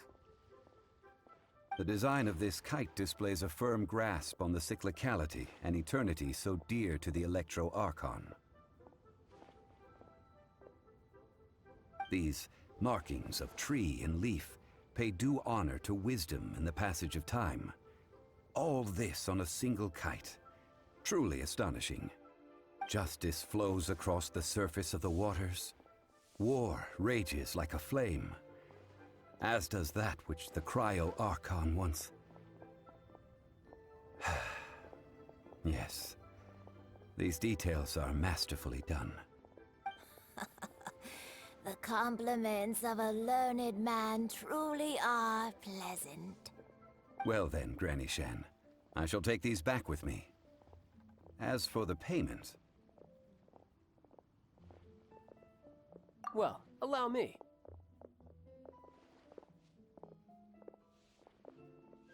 Hey, it's Child! No way. I was just passing through. I see Mr. Zhongli's the same as ever. When paying, well, when getting others to pay for him, he neither looks at the price tag nor his wallet. He knows a great deal about money, and about the trials of the common man. He just doesn't consider poverty to be something that could ever happen to him. Or perhaps you could say that he cannot imagine himself lacking money. How has he not died of hunger yet? Child, you are as fond of jokes as ever. Well then, since we've purchased our kites without incident, there's no need to take a break before moving to the next step in our preparations. The rite of parting requires helping hands as well as materials. We should be able to find some people near the harbor. Oh, by the way, take this bag of money. You probably won't want to let Zhongli do the bargaining, if you know what I mean. Seems I missed out on some interesting information. I suppose I'll just have to find a more opportune moment next time. Hiring help? Sure. But let me just say first that I'm a reserve member of the Adventurers Guild. I take adventuring commissions, but I don't do anything clerical. Adventure? Venturing into the mountains to capture a few crystal flies seems adventurous enough.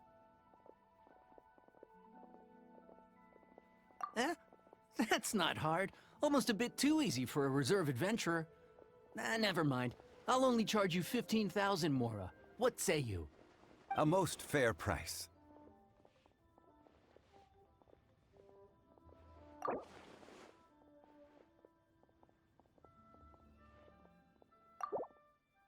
Five geocrystal flies. Yes, I do think it's worth about this much. I'll do it. A full day of odd jobs at Yujing Terrace. No problem. 25,000 per day. A fair trade, yes? Whoa, that's expensive. Could you give us a bit of a discount on account of the whole Hero of Mondstadt thing? Hero of Mondstadt? Never heard of them. Well, you may never have heard of this hero, but it seems you've heard of Mora nonetheless. Thus, I will simply pay the whole sum.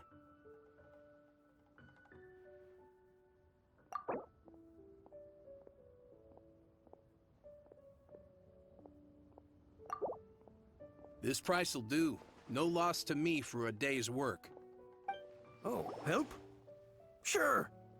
I, Tick, always put in 100% effort into everything I do. Of course, there'll be a premium if you want me to give 110%. So what's the job? Let me see. We are still missing some wooden implements over at Yujing Terrace. They aren't uncommon objects, so I didn't make any special preparations for them. No problem. That'll be 20,000 Mora for a single trip. How does that sound? Done.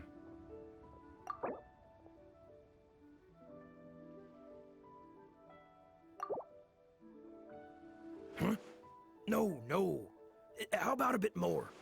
This amount isn't worth going out of the way to make only one trip.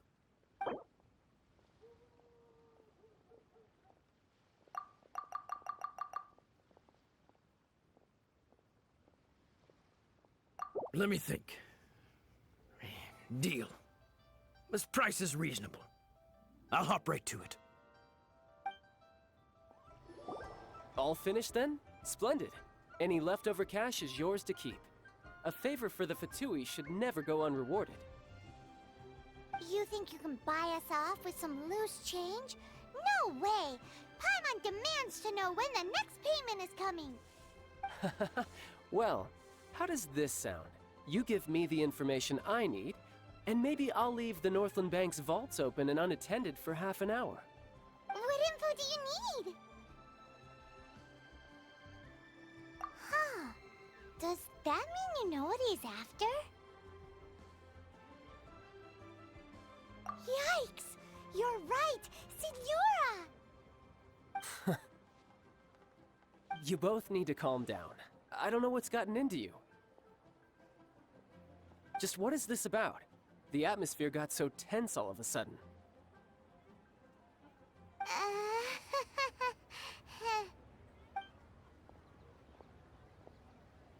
Next, we need some everlasting incense. For this, we need to go to Boo Boo Pharmacy, the finest pharmacy in all of... Is everything okay? Everything is fine. I was just informing them that they need not return the surplus Mora. Now, if you'll excuse me, I must be going. Huh. The reception is deserted. And it seems kinda spooky in here. Hello? Is anybody there? Welcome to Boo Boo Pharmacy. Huh? Did you hear that? Where did it come from? The reception, it seems. How about you go check it out, and Paimon will bring up the rear.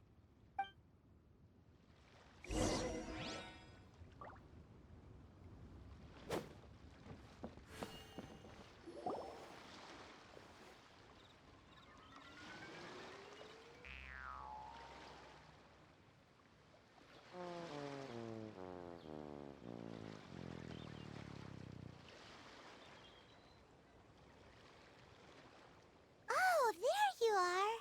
But you can't even reach the counter.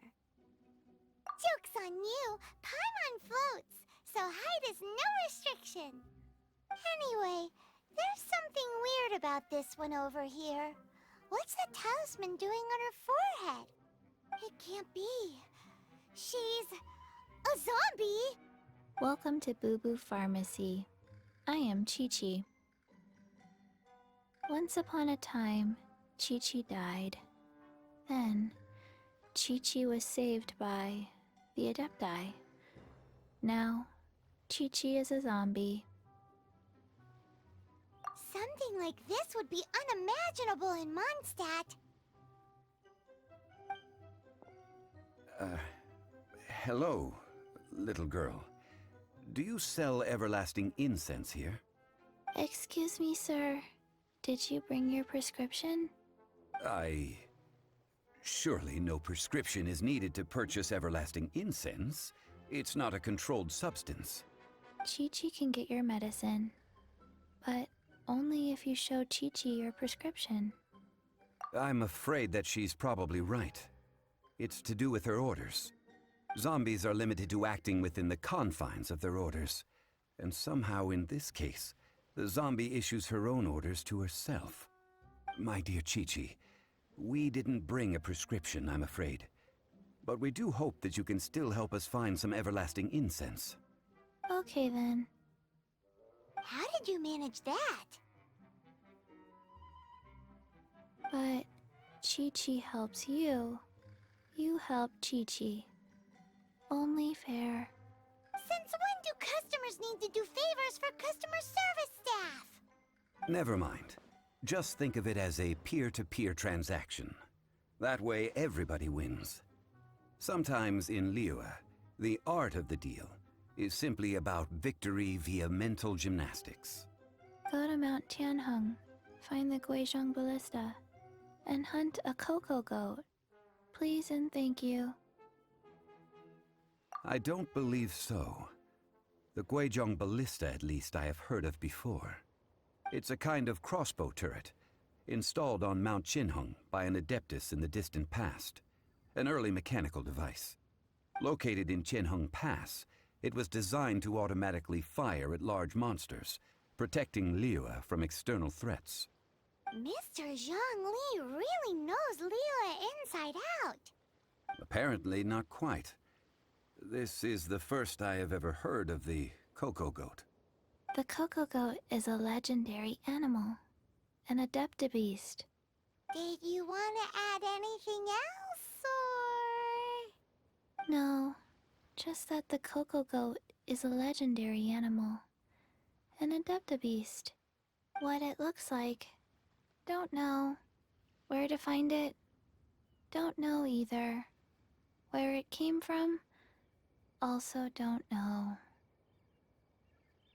Very well then. Let's start by investigating near the Guizhong Ballista. Perhaps we will find some clues. What the heck is a cocoa goat? It's huge! Paimon can totally believe it took an adeptus to build this. But how do you operate this thing? Just think how much strength you would need. It is currently inoperable in any case. This device is broken. Aw, what? It broke? After millennia of wear and tear, even Adepti contraptions are difficult to maintain.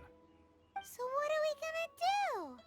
Quick, Mr. Zhongli, use your unlimited high society knowledge powers!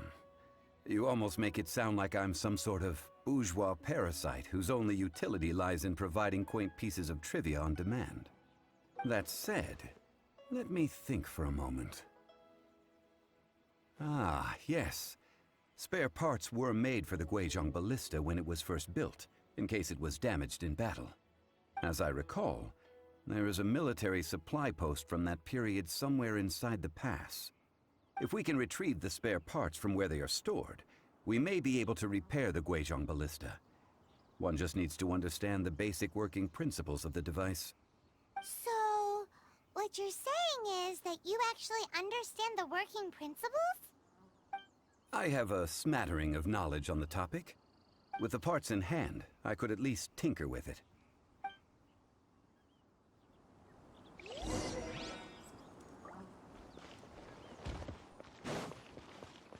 Where is that supply post? Here, posty, posty, posty.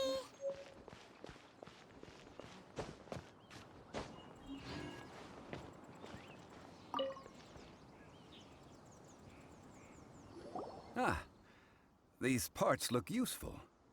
One moment. I will try to repair the device. It is done. The Guizhong ballista is more intricately designed than I thought. Ooh! Now how do we turn it on? It's easy enough. We simply need to do this.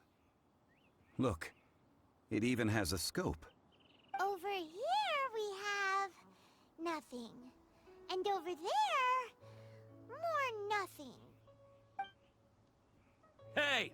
Just what do you think you're doing? So you fixed up this turret because you're planning to do what, exactly? Not a turret. A Guizhong ballista. Also, kindly state your name before you ask a question. It's just good manners. Ha! Are you blind or something? You're looking at the leader of the treasure hoarders, old man. This area's supposed to be chock full of hidden treasures, but you can't get anywhere near them with this thing keeping watch.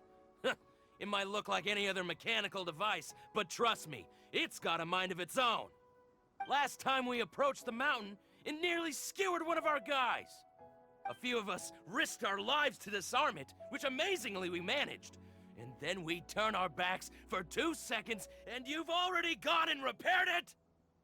The next thing you'll be repairing is your faces, and that's if you get out of this alive! Tut tut.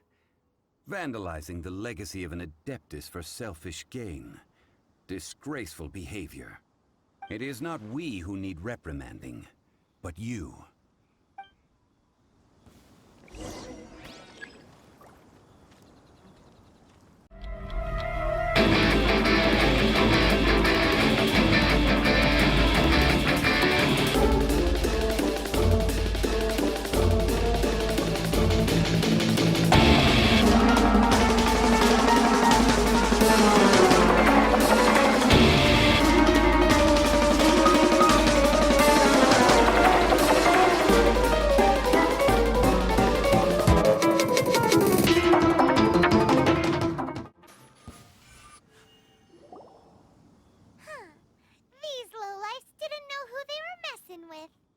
Troubling ourselves over this rabble is not worth the time. We should focus on our contract with Chi-Chi. Oh yeah, that! So we've got the Guizhong ballista working, but where's our Coca goat? A search using the Guizhong ballista revealed no significant life forms nearby, save for the usual wildlife. What's more, a contraption built using Adeptus technology should have no trouble detecting an Adeptabeast, as Chi-Chi put it. Which means... Paimon wouldn't go that far. We did something positive, right? We won't solve anything while standing here and racking our brains. Let's return to Boo Boo Pharmacy, explain that we could not find a Coco Goat, and review our next step. Good idea.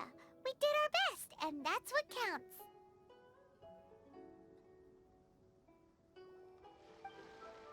Forgive us. We were unable to fulfill our end of the contract. We found no trace of the Coco Goat Adeptabeast of which you speak. What a disappointment. Don't worry about it. But I feel very disappointed. Aw, poor Chi-Chi. Why does Paimon feel so guilty all of a sudden? Coco Goat milk is tasty. So tasty. Much better than normal goat milk. Only an Adeptabeast could make such tasty milk. I'm sorry. I have a poor memory. I cannot remember the name of the milk. That's why I wrote it down. Where did I put it? Ah, here. This is the name. Coconut milk. Huh?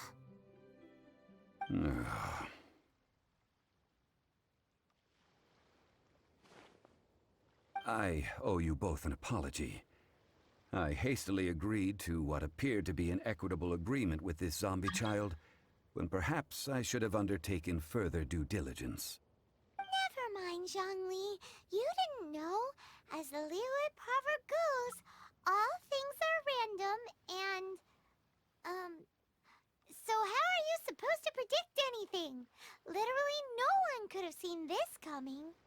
Excuse me, everyone.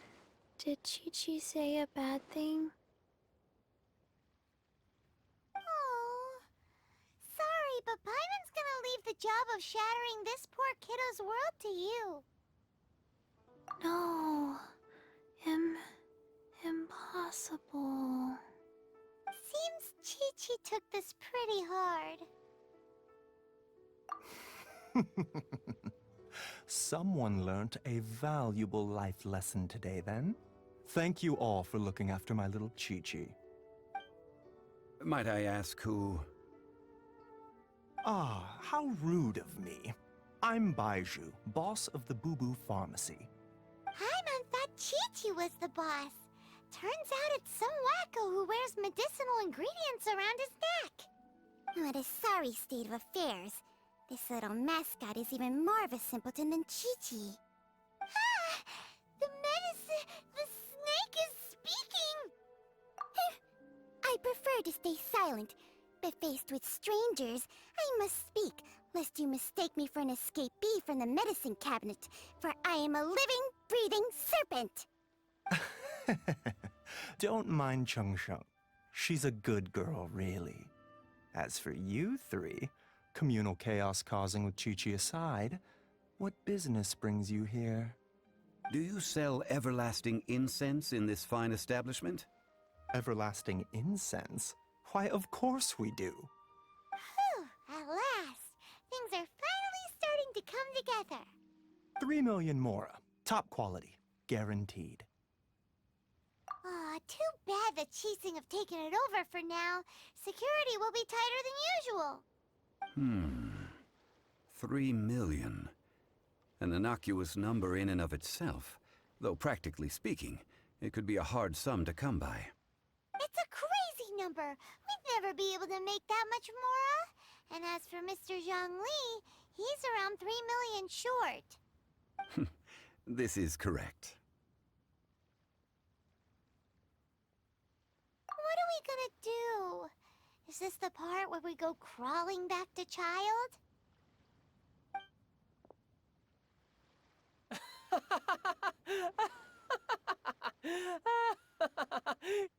Coco Goat! Coco Goat! My sides hurt. Oh my goodness. I cannot believe you fell for that. Hey, less laughter, more sympathy. I'm almost in tears over here. Thank you. That was the best laugh I've had in a long time. In return, I'm more than happy to sort out this mess you've managed to get yourselves into. Excuse me, sir. Dr. Baiju, isn't it? Truly honored. I'm Child, one of the Fatui Harbingers. Forgive my audacity, but I see a great many opportunities for us to collaborate in the future. If Boo Boo Pharmacy needed a stable supply of, say, coconut milk, the Fatui could help by setting up a robust and speedy distribution network. Strange. I knew the Fatui infiltrated businesses with seductive deals, but so much fuss over coconut milk? Coconut milk. Baiju, quick. Chi-Chi wants coconut milk. Ah, yes, of course, Chi-Chi. Anything you want. Thank you, child. I look forward to a successful collaboration in the future. I can give you a discount on that everlasting incense, too. Let's say 2,990,000 mora. That's like 0 difference from 3 million. 2,990,000. Also an innocuous number in and of itself, though practically speaking, it is a whole 10,000 less than the original sum of 3 million. Well, now that this is settled, we must head back to Yujing Terrace. Mr. Child, Dr. Baiju, little Miss Chi-Chi, see you soon.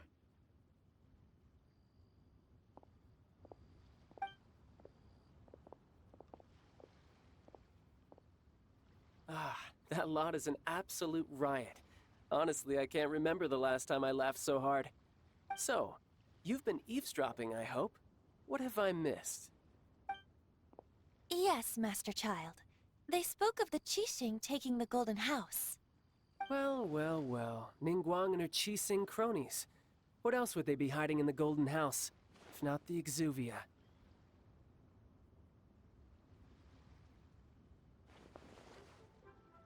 I apologize, but I warned you, didn't I? As the old Liyue saying goes, the walls have ears.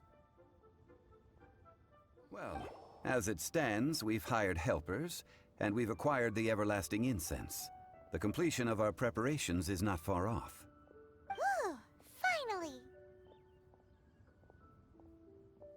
Well, traveler, have you gained any odd? Which is it, I wonder?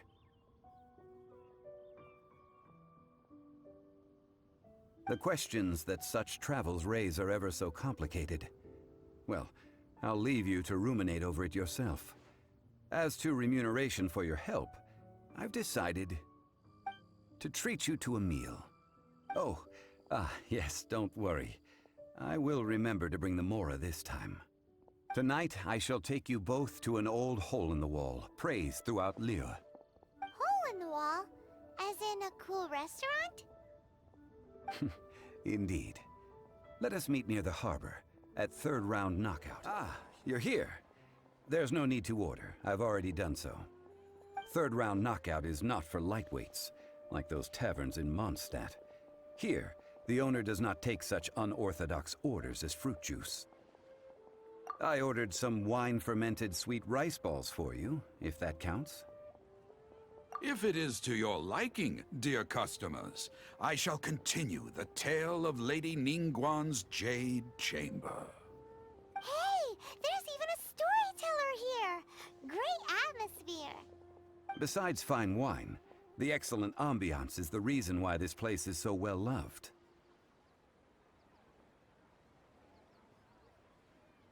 But when I say ambiance, I refer to a different sort from the one the Tevat travel guide uses to judge other establishments. As you all know, high above the land of Liyue lies a pavilion in the clouds, a palace in the mist. What does it mean to have all-seeing eyes? This, my friends, Lady Ningguang's masterwork that bridges earth and sky. Imagine. The weather is clear, and you gaze down from the deck on the world below. Behold, the glorious sights of Liyue Harbor, stretching out far and wide. They say that when Lady Ningguang ponders important affairs, she retreats to her jade chamber with none but her 3 closest confidants in tow. Why brings she these trusted 3 to sift through sources, dig through documents, looking for information? Piece by piece, facts and figures paint a picture on the walls of the chamber. But well before the wall is filled, Lady Ningguang's mind is made up. Having made her call, she has every last document shredded, and whoosh, she scatters the shavings out her window. Ah, look at them, how they billow in the wind like a sudden swirling blizzard. As the fragments fall, traces of text flicker before the eyes of the merchants of Liyue, like ink stains in white snow. The saying goes, the rarest treasures in the land are the words brought by the paper snow. For the words of the Tianquan have the power to move mountains, and all throughout the land know it.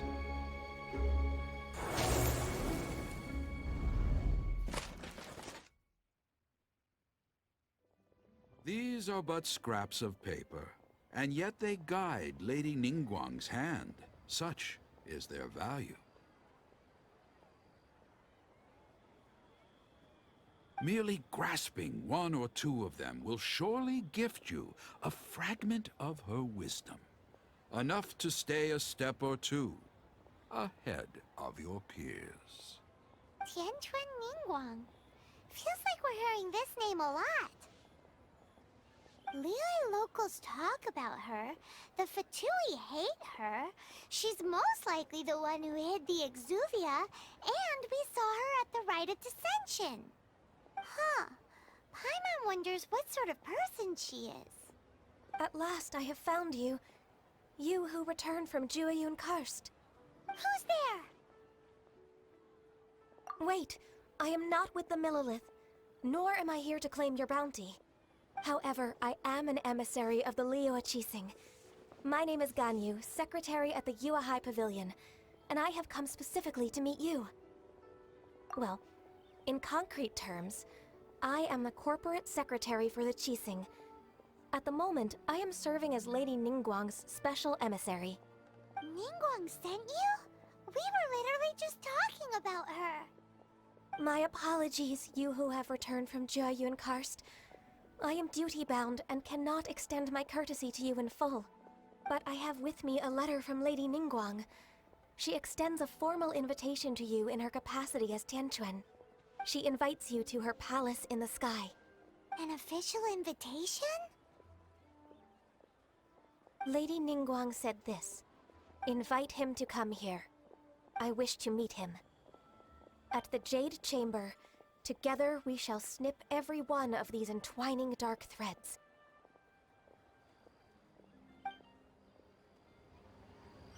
The emissary who called herself Ganyu just disappeared.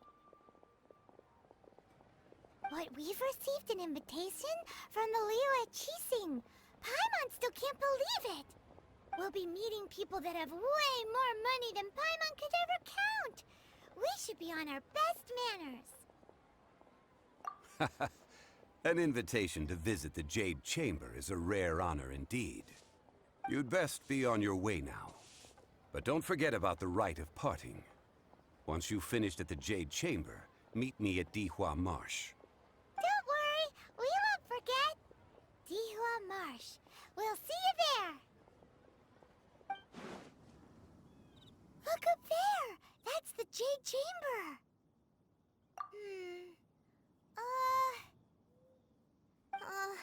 This is bad. Paimon's supposed to be your guide, but Paimon doesn't know where the way up to the Jade Chamber is. Well, since we want to go to the Jade Chamber, heading to its location on the map is the sensible thing to do. Let's look around. There has to be a way up there nearby.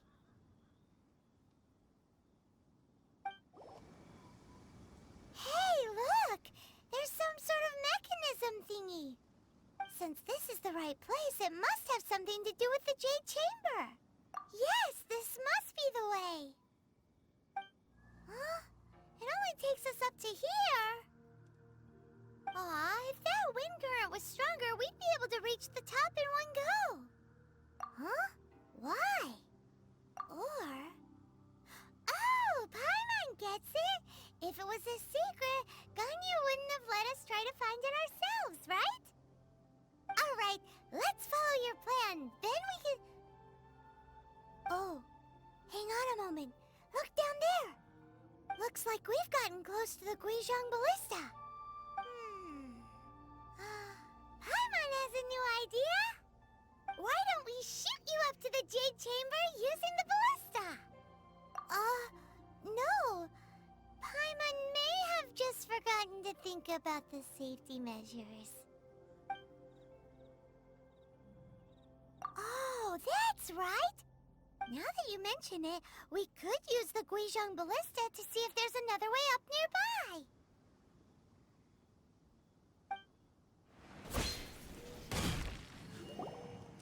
Halt! Who trespasses on these hallowed grounds? Exactly. What are you talking about? We're invited guests. What makes you think you can treat us like this? No. Wait. Maybe this was Ningguang's plan all along. She pretended to invite us to the Jade Chamber, but set up a Millelith ambush here to arrest us. Now Paimon's mad. You, over there. This is a trick, isn't it? How shameless. What? We're just on guard duty. What do you mean, shameless? What nonsense! Seize these suspicious intruders at once! Well, here they come. Line them up and knock them down.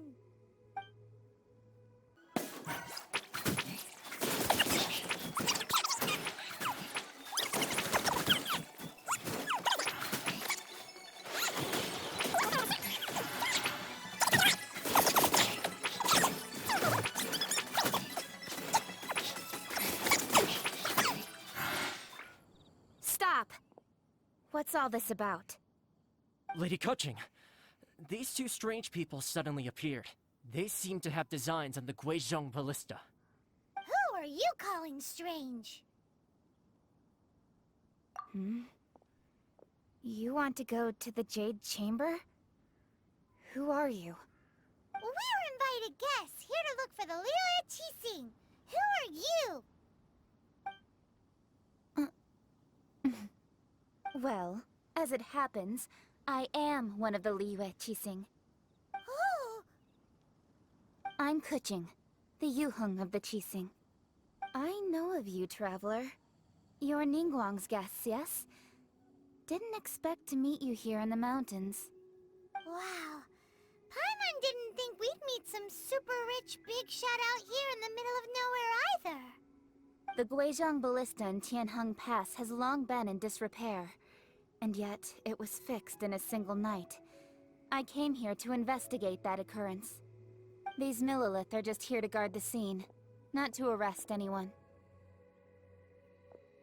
So this was all a misunderstanding?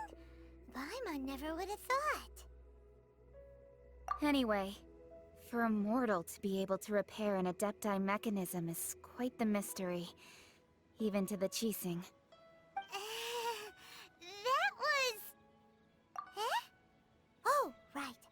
So, Lady Yuheng, might you have any idea why Lady Tianquan invited us to go to the Jade Chamber? Just call me Kuching. I'd say that Ningguang's purpose is to request that the savior of Mondstadt take a more neutral stance. Or at least, to not wholly side with the Adepti. We're not taking sides. We spoke with the Adepti. They want to protect Liyue as well. When you say protect, you're referring to their sanctimonious arrogance, aren't you? Huh? You are mortals, and thus under their protection. There was no way they would have regarded you as someone with the ability to assassinate a god. Naturally, they would also regard Ningguang's locking down the area, questioning the citizenry, and pursuit of the assassin to be pointless work. Perhaps they even wonder if there might be a cover-up. I'll say it like it is. They're underestimating us. Well, you've got a point there. Still, this is the first time Paimon's seen a person from Liyue who doesn't respect the gods or the Adepti. Should I respect the shallow sense of time and condescension to mortals that has caused them to delay in moving against us, Qixing? Forget it. I shouldn't speak of them this way. This skepticism is mine alone, and Ningguang does not share it. Either way, I will admit that the actions of the Adepti this time were quite restrained. Rex Lapis's death is indeed an extraordinary circumstance. But to think that they would call for a council of Adepti rather than come down here directly. How surprisingly civilized of them. Well, for Ningguang, she would talk anything and everything out if she could. But I doubt we can do that here. The time of the Adepti has long passed. If even the Liyue Qixing don't want to face that truth, then what future is there for Liyue? Another super bold statement. I'll stop here. Honestly, I hadn't intended to say so much. But you're a good listener, traveler. You should both be off to the Jade Chamber. Don't be late now. Ningguang's schedule is packed to the gills all the way till next year. The cream of Liyue's mercantile crop all see ascending to the Jade Chamber as the greatest honor. Each brings rich gifts as they visit, all to curry a little favor with Ningguang. Favor? But... Wait, that's right! Greeting gifts are a staple of Liyue's culture! We need to get one. Not to curry favor or anything, just to respect Liyue's culture. Alright. You can decide on your greeting gift yourselves. Let me tell you how to get to the Jade Chamber first. You didn't actually have to come to Mount Tianheng. Go back to Liyue Harbor. Find a guide at the Yuehai Pavilion, and... well then. May we meet again, traveler. Well, that Yuheng may not respect the gods, but but Paimon thinks she's a pretty cool person. So, what should we give to Ningguang when we see her? Oh, right! Paimon dreamed of an amazing snack last night. Sugar-frosted slime! Paimon has a feeling that it would be perfect for a super rich person like Ningguang. Why don't we go with that for a gift? With a certain boom shakalaka, of course. Let's go gather ingredients. Time waits for no one, and neither will our riches. Huh? Is it just Paimon? Or is there a sweet fragrance in the air? Huh? Did you hear that? No! That was definitely someone in trouble. It came from those ruins over there. Uh-oh. It looks like the treasure hoarders have locked someone inside.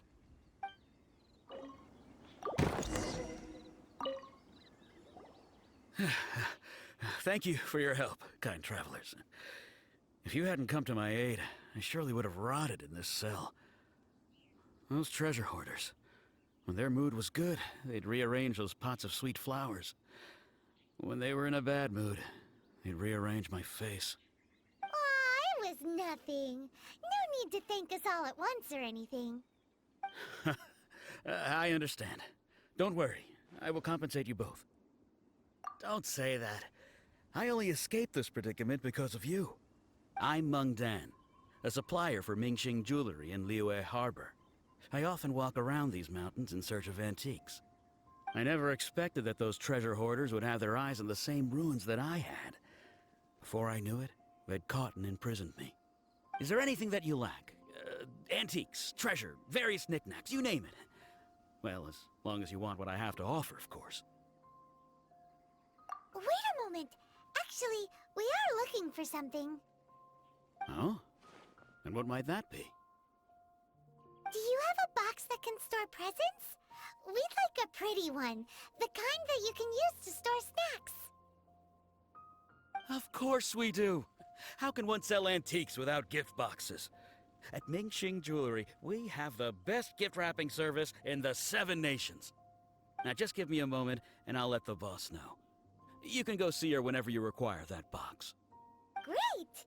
Paimon's sugar-frosted slime now comes in a beautiful package. Hey there! A guy called Meng Dan told us that we could get a nice and shiny box from your store.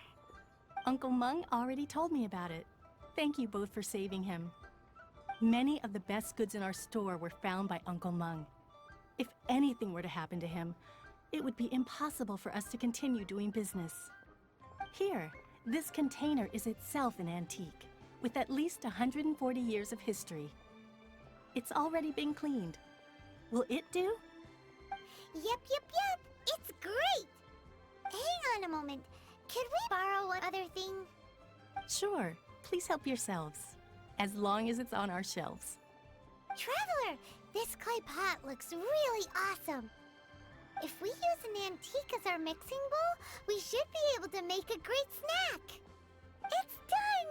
The one and only sugar-frosted slime! Carefully now. Into the box it goes and dust it over with a bit more powdered sugar. Oh yes, you might want to use these 2 freshly picked flowers as decorations too. Woohoo! It looks beautiful! Great! Now that we've put all that we've got into this box, let's go to the Jade Chamber to see Ningguang. According to Kuching, this is what we should say. Excuse me, do you sell the moon here?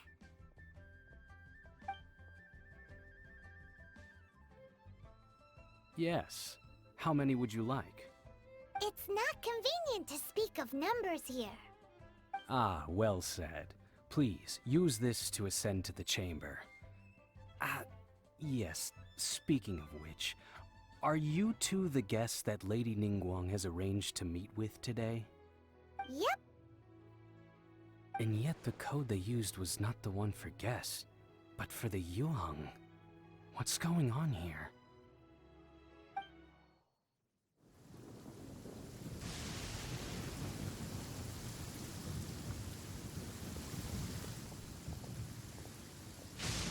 I've been waiting for you, returnee from Joyun Karst. It's Ningguang! Since this is our first meeting, we've prepared a gift. I hope you like it. Oh, for me. You have my thanks. It seems that I have made things difficult for you, considering that you were supposed to be my guests. Oh no, it's nothing. I'm glad you like it too. This palace floats in the skies, higher than the peak of any mountain. From this vantage point, one may survey all of Liyue. I have been gathering the funds necessary to build it from the time I began learning the merchant's craft. And since becoming the Tianquan, I have spared no effort in hiring the best craftsmen to constantly extend it. At first, it was but the size of one room. Now, it is large enough to blot out the moon in the skies above Liyue. One day, I believe it will overshadow all 7 nations. Not many from outside Liyue earn the right to ascend to the Jade Chamber. But I have been in correspondence with the acting Grand Master of the Knights of Favonius, who spoke highly of you. As such, I have been putting eyes and ears out ever since you reached Liyue. What? And I finally got wind of your movements when you were on the way to Wangshu Inn. Wait, was Vergoldet one of your people? Just Vergoldet? No. Everyone at Wangshu Inn is one of ours. At the Guizhang Ballista, yes? You weren't peeking on us from the skies the whole time, were you? I fear that peeking would have been a little difficult from this altitude. Our eyes and ears are more than sufficient. You two are very interesting people, after all. It would be, well, I wouldn't expect you to trust us, considering that you have had far more interactions with the Adepti. The reason I invited you here was to clear up some misunderstandings.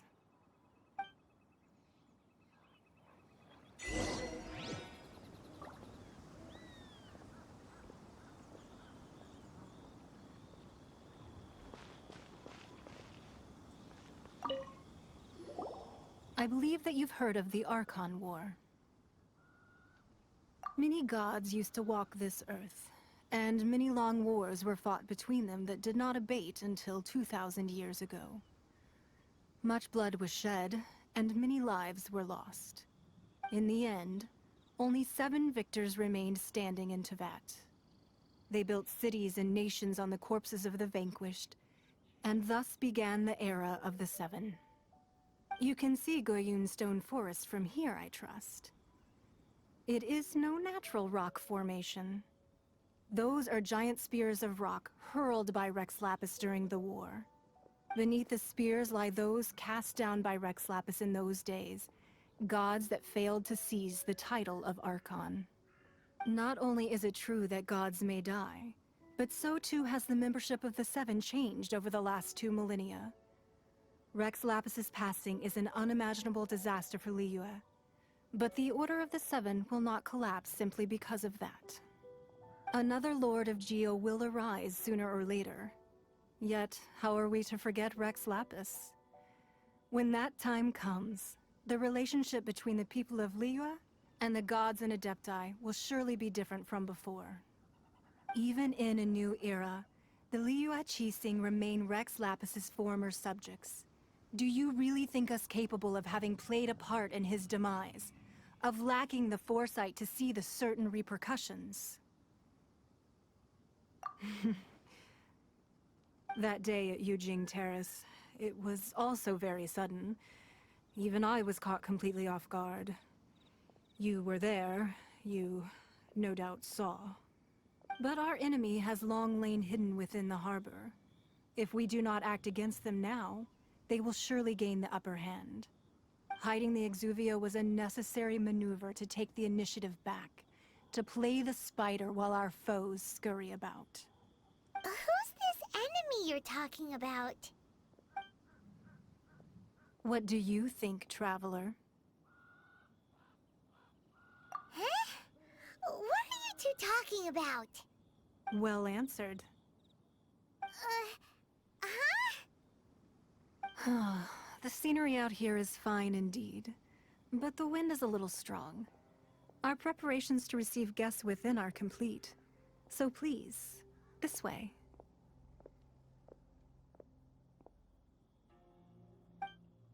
Wowee! What a huge hall!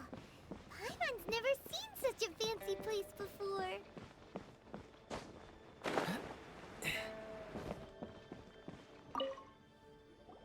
Be at ease, you two. Make yourselves at home if you wish. Can we really? I have invited you two here as friends. And when friends come over to play, our enjoyment comes first. Naturally. Ooh! Isn't this that legendary wall? Why, you've kept your ear to the ground, I see. That's because even the storytellers are talking about it. Everyone's after a piece of paper from that wall. It's super famous. That's because that wall records Leo's secrets. Merchants have always been attracted to secrets. But the secrets of the mercantile world are of no interest to you, are they, traveler? You're rather special, really, and I think you're quite aware of that. If possible, I'd like to have your trust. But if you were to choose the more trustworthy person between myself and Kuching... You'd pick Kuching? Nah, I had a feeling. I originally thought her a bit too hard-headed. With someone of her character on the Qixing, I've had some extra messes to clean up behind the scenes. But after she said those words, the time of the Adepti has long passed. If even the Liyue Qixing don't want to face that truth, then what future is there for Liyue? Well, I must say that quite a few of my doubts have been dispelled. I won't deny that Rex Lapis's passing seems advantageous to us. But, for Liyue's sake, we cannot allow ourselves to be shackled by rumors of our usurpation of power. Indeed. It seems that you understood what I meant to say from the very beginning. I called for the gag order and for the Exuvia to be hidden to temporarily stabilize the situation, and also to prevent something similar to the incident in Mondstadt. With Rex Lapis's death, the Fatui have busied themselves with many clandestine actions beyond their diplomatic remit. As the Tianquan, one responsible for Liyue, I cannot be too concerned with appearances when opposing them. Allowing the rite of parting to take place was also meant to buy some time for us to take control of Liyue's administration. It's exactly as Zhongli said. The Qixing only provided the venue for their rite so they could use us for their own ends. Wait, that's right. Speaking of ends, could I say one other thing? Of course. Paimon's heard that anyone who sends a greeting gift gets a little something in return. So, does that include us? It's all right. I like direct people. Well, we have made quite a bit of trouble for you recently. How about this? You can pick any one object here as you please, and you may take it with you. Yay! Paimon was just waiting for you to say that! Let's see, what should we get? One of the sheets on that wall! Don't look at Paimon like that! One of these sheets of paper will sell for crazy prices, even if it's only as large as Paimon's fingernail. Just imagine how much more a whole untorn sheet would sell for.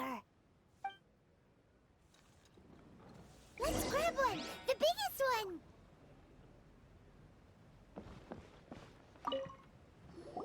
Huh? Well, that was an easy search. The biggest sheet is right up there in the most obvious spot. Let's go with that one. La la la la la. Let's see what's written on it. Huh? There's a place marked with a circle on here. Oh, could it be treasure? Whatever it is, it better make us filthy rich. Let's see what's written over here. Sigil of permission, something, something, fatui, research, copy. Huh? Aw, that doesn't sound like treasure at all. This piece of paper shows that a Qixing spy discovered traces of classified fatui research on the Sigil of permission. Oh, Ningguang did say that the fatui have been up to all kinds of mischief in the shadows of Liyue, spreading rumors, wanting to get their hands on the Archon's body and whatnot. But research on the Sigil of permission? Paimon wonders what they're up to. Speaking of which, there's also some connection between you and the Sigil of permission. Seems there's still more for us to find out. Oh, you really think so? Well, should we not go then? Oh, so you're saying that it's precisely because we can't completely trust Ningguang that we should confirm the truth of what she says for ourselves. That's way out of Paimon's league. Paimon thinks she's been nothing but good to us. Anyway, we'll see if you're onto something. Before we look for Zhongli at Dihua Marsh, let's go to the place marked out on these papers and see if the fatui really are up to no good. There are so many talismans here. And some stacks of blank paper, too. What are they for? Paimon's seen this pattern before. But where? Oh, Paimon knows! It looks just like the Sigil of permission the child gave you. But how did a relic of the Adepti end up in the hands of someone like Child? Suspicious. Oh, that's right. Cloud Retainer said that when the Lord of Geo created the Sigil of permission, it wasn't to be used as some old relic. Talismans like that were once used in the Archon War to channel divine powers. Maybe the Fatui are copying the Sigil of permission in hopes of achieving a similar effect. Being able to channel divine power in battle? Whew, that sounds pretty dangerous. And the plot thickens. We'll need to keep an eye on Child, that's for sure. Alright, that's enough sticking around here. We gotta go meet up with Zhongli soon. The last stop on our rite of parting preparations tour is Dihua Marsh. Let's go! Paimon hates being late. Right on time. I myself only arrived moments ago. Did you enjoy your visit to the Jade Chamber? It was so big and pretty and expensive. Paimon's never seen such a fancy-schmancy place before. Indeed. It's second to none in all of Liyue. Then you met with Ningguang, I trust? What did you talk about with her? She's super rich and so generous. Paimon thinks she's very friendly. Yeah, his take on Ningguang is quite different from Paimon's. He thinks that even the tactless Yuheng is more trustworthy than her. Oh, so you also met with Keqing then? What did she have to say? She said the time of the Adepti has long passed. If even the Liyue Qixing don't want to face that truth, then what future is there for Liyue? No respect for the divine.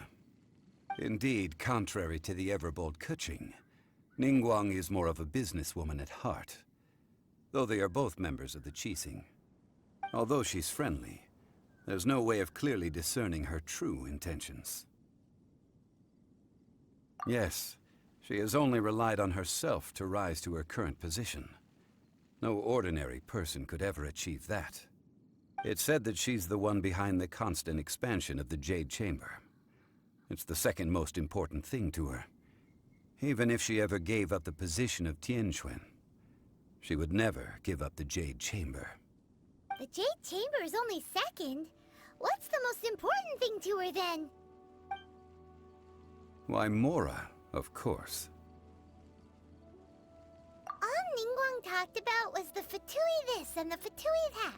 She said that after Rex Lapis was murdered, the Fatui have constantly been trying to sink their fingers into Liyue, and that they aren't to be trusted. That is how the Fatui have always been. It doesn't surprise me in the least. No matter what they may be planning, you must be careful when dealing with the Fatui. Always be on your guard. So, is there anything we need to get for the rite of parting in Dihua Marsh? Yes, as a matter of fact, there is. Today, we'll be gathering wild glaze lilies. Glaze lilies? Well, why did we come all the way out here? Doesn't the garden in Yujing Terrace have some? Even Qingse Village has glaze lilies. Oh, right! Paimon remembers that Madame Ping is always tending to flowers. Maybe we could ask her. No. Those lilies have all been gardened by people. They won't do it all. Dihua Marsh used to be full of glaze lilies. It is a sort of joyful flower that listens to human song. Before the Archon War, Dihua Marsh was all dry land and fertile soil. But the war caused landslides, and the land was flooded, turning it into the marsh you see now. Nearly all the glaze lilies were wiped out. Of course, there are some kinds of flowers that have been preserved and gardened by people in the city. But very few people know that glaze lilies may still be found in the wild. Wild glaze lilies have the strongest fragrance. If we want to follow the true tradition of the rite of parting, we must grind up the wild lilies and place the powder in a censer of everlasting incense. But I'll need your assistance in gathering these flowers. That's correct. Your singing will surely bring out the strongest fragrance from the flowers. So how good is your singing? Really? Why doesn't Paimon believe you? We'll only know once he starts singing. It's time to sing, whenever you're ready. Da da da da da da da da da. What happened? These flowers are jumping. They look really angry. Is it because you sang a song to Mondstadt that they don't understand here in Liyue?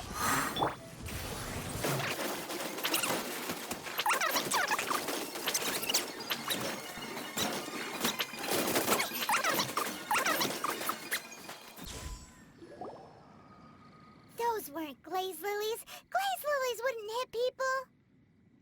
This little monster is known as a whopper flower. Strange. These petals look interesting. The glaze lilies used as a disguise were buried with the whopper flower for too long. The result seems to have surprisingly potent medicinal value. Let's collect what we can of these petals. Well, that's nice and all, but will those petals be useful for the rite of parting? Unfortunately, no. That's so lame. Excuse me. Are you searching for glaze lilies? Oh, hey! It's... What's-her-face? Paimon can't remember. Hello, traveler. I'm surprised you still remember my name. Ah! That reminds me. How was your visit to the Jade Chamber? Well, it sure would have been better if you told us how to get up there. Didn't I tell you the way? Surely I did. Nope. We found the way on our own. Oh, I see. Uh-oh. I guess I really did forget to tell them. Something seems a little off about Ganyu. She's acting different from the first time we met. Where's her serious attitude now? Ah, well, I met you at that time as an emissary of the Tianquan. But now, I am simply out on a stroll to see the flowers. You came all the way out here to see the flowers? Why not just enjoy the gardens of the city? Yujing Terrace is where Rex Lapis parted from this world. If I strolled through those lonely gardens now, I wouldn't be able to bear it. Whenever my duties take me near Yujing Terrace these days, I draw the windows to block my view of the gardens. Oh, sorry. We shouldn't have brought it up. No, it's quite all right. I just haven't processed my emotions yet. When the Archon War came to its end 2,000 years ago, the first iteration of the Seven would gather in Liyue and drink with Rex Lapis. But 5 of those original 7 had already passed before Rex Lapis. It's truly a changing of the guard. Yes.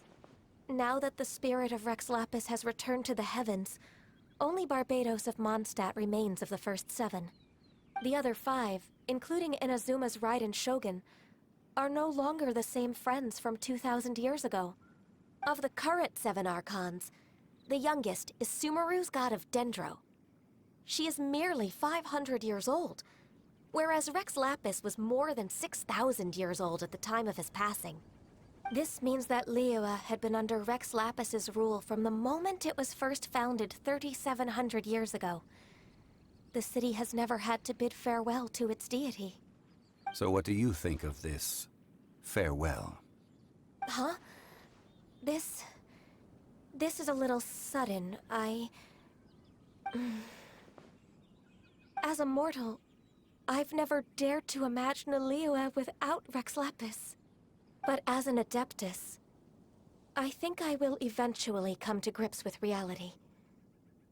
Since Rex Lapis has passed, the time of Liyue's contract with the gods and Adepti has now reached its end. Huh? Did you just say, as an Adeptus? Yes, I am a mix of human and Chilean. Adeptus blood flows through my veins. I fought for Rex Lapis and the city of Liyue during the Archon War. After the war ended, I signed a contract with Rex Lapis and took the position as secretary for the Qixing. I've continued those duties to this very day.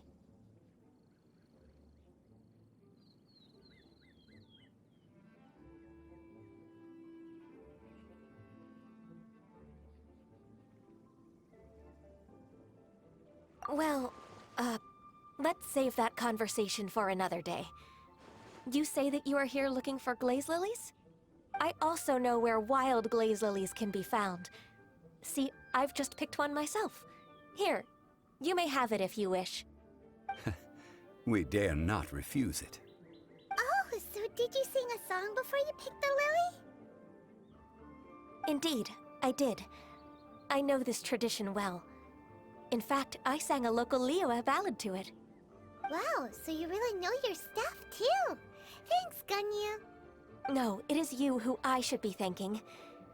If not for this chance meeting, I never thought that I would be able to contribute to the upcoming farewell for our ancient lord.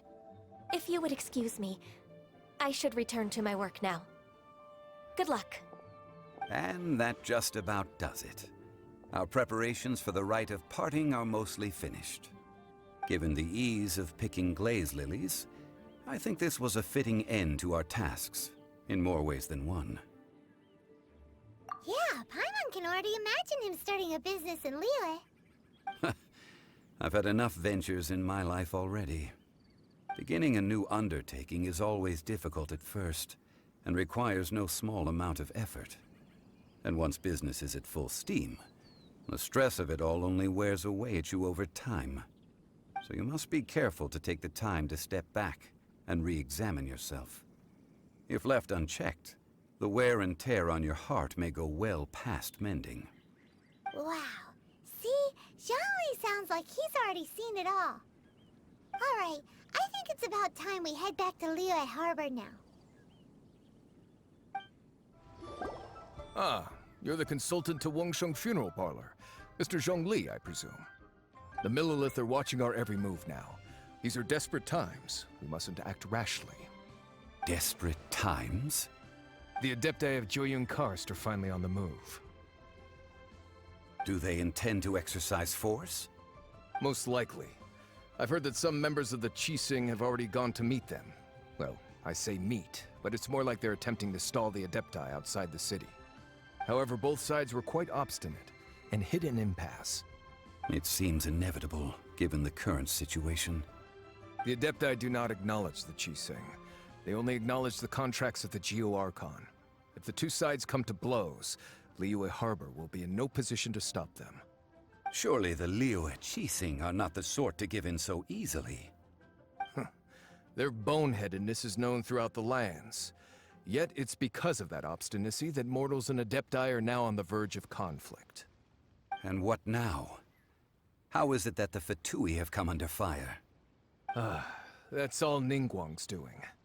She proclaimed that in these tumultuous times, the Millelith must rein in the actions of the Fatui.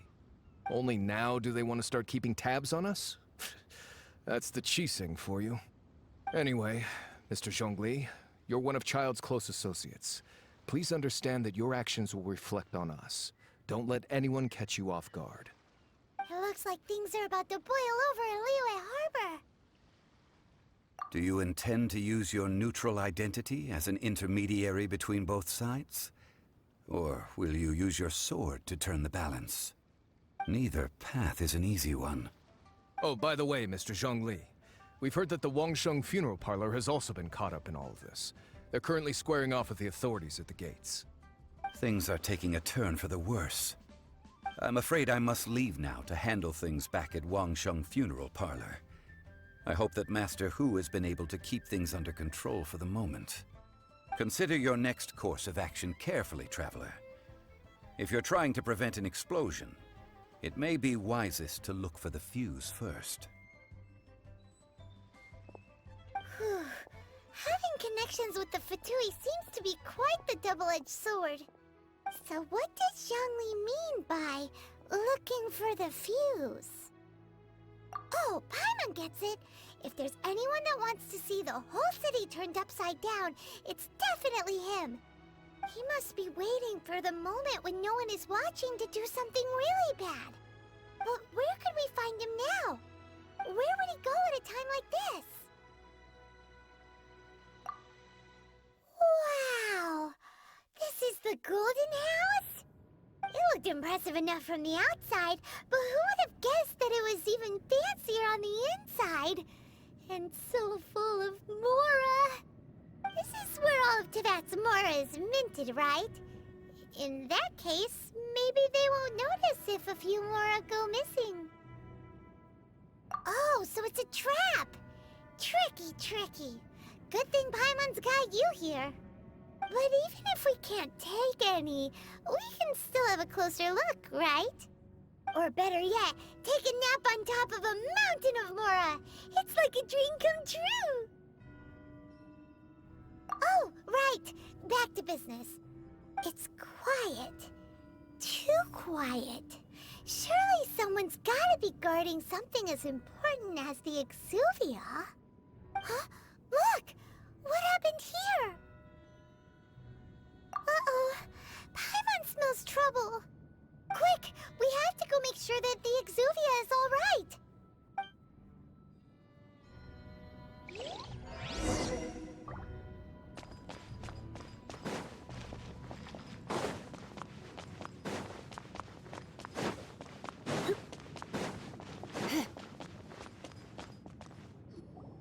You've already fulfilled your task as guides, so why do you still linger here? Haven't you already seen enough trouble for today? Huh? Who's there?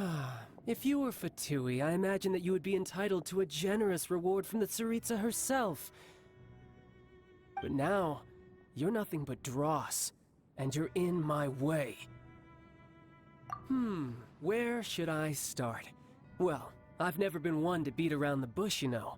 But who could have possibly guessed that the god of Geo would mysteriously perish the very moment I arrived in Liyue, and that the Exuvia would subsequently be hidden away? If it weren't for that lovely little rite of parting ceremony you put together, it would have taken me a whole lot longer to get the information I needed. Stopping the Mora Mints, hiding away the Exuvia. The Qixing are really pulling out all the stops this time. So you've been planning to take the Gnosis from inside the Exuvia all along? As one of the 11 Fatui Harbingers, it's my duty to see the will of the Tsaritsa fulfilled. She will get that which she desires. I'm not asking for your blessing, and there's nothing you can do to stop me anyway. The time for discussion and diplomacy has already passed. I mean, if it were up to me, I would have skipped that stage to begin with. But I'm willing to do as the Tsaritsa deems fit. Either way, we now come to my favorite part.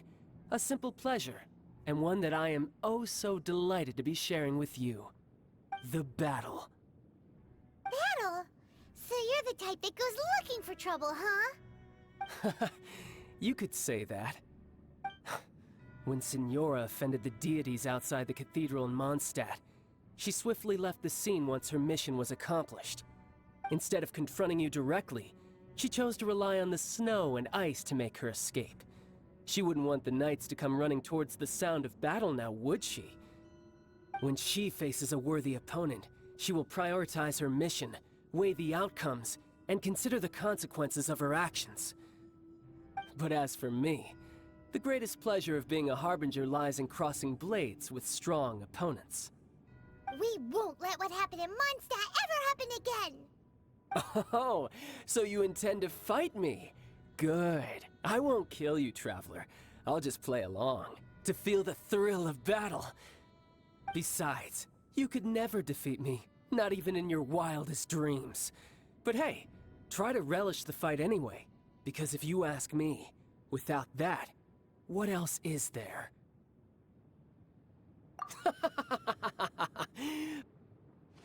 Fighting talk, I love it! Now let's see you live up to it. This chance is hard to come by, so show me all you've got. So very few ever get the chance to square off with a Fatui Harbinger. So come now, amuse me, and don't you dare disappoint.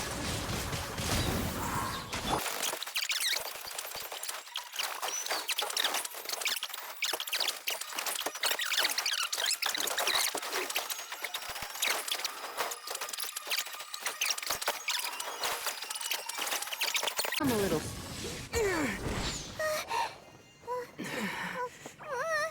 Not bad. Your swordsmanship is quite impressive. But that's about as far as you'll get.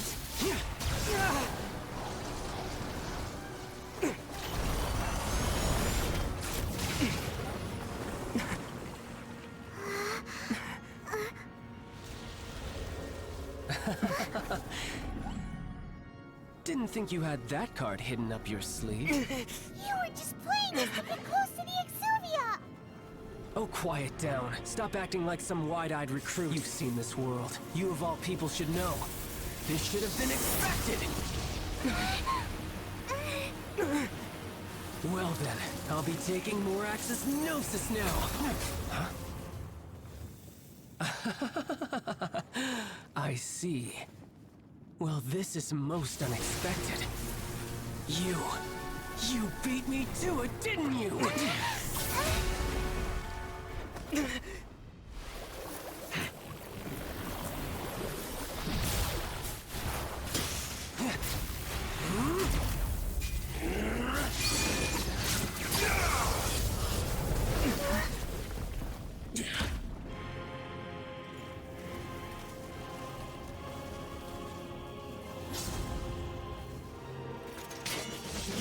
Not bad.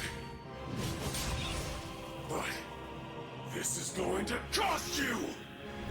Yeah!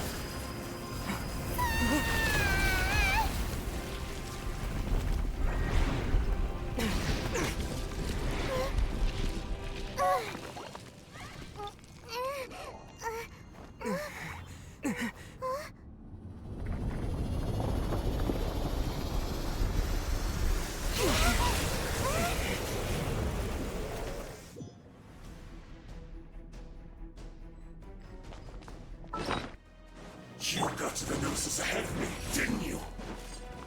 Did you simply move faster? Or did you leak the information regarding the Golden House to me on purpose? No matter. Hand the Gnosis over, now. Don't make me take it from you. We didn't take it!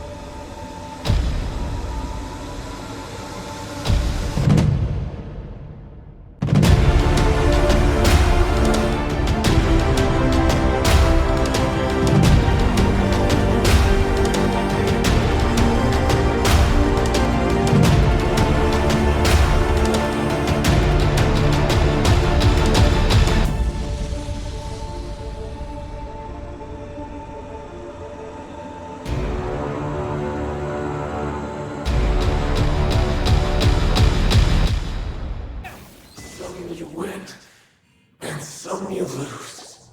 Look!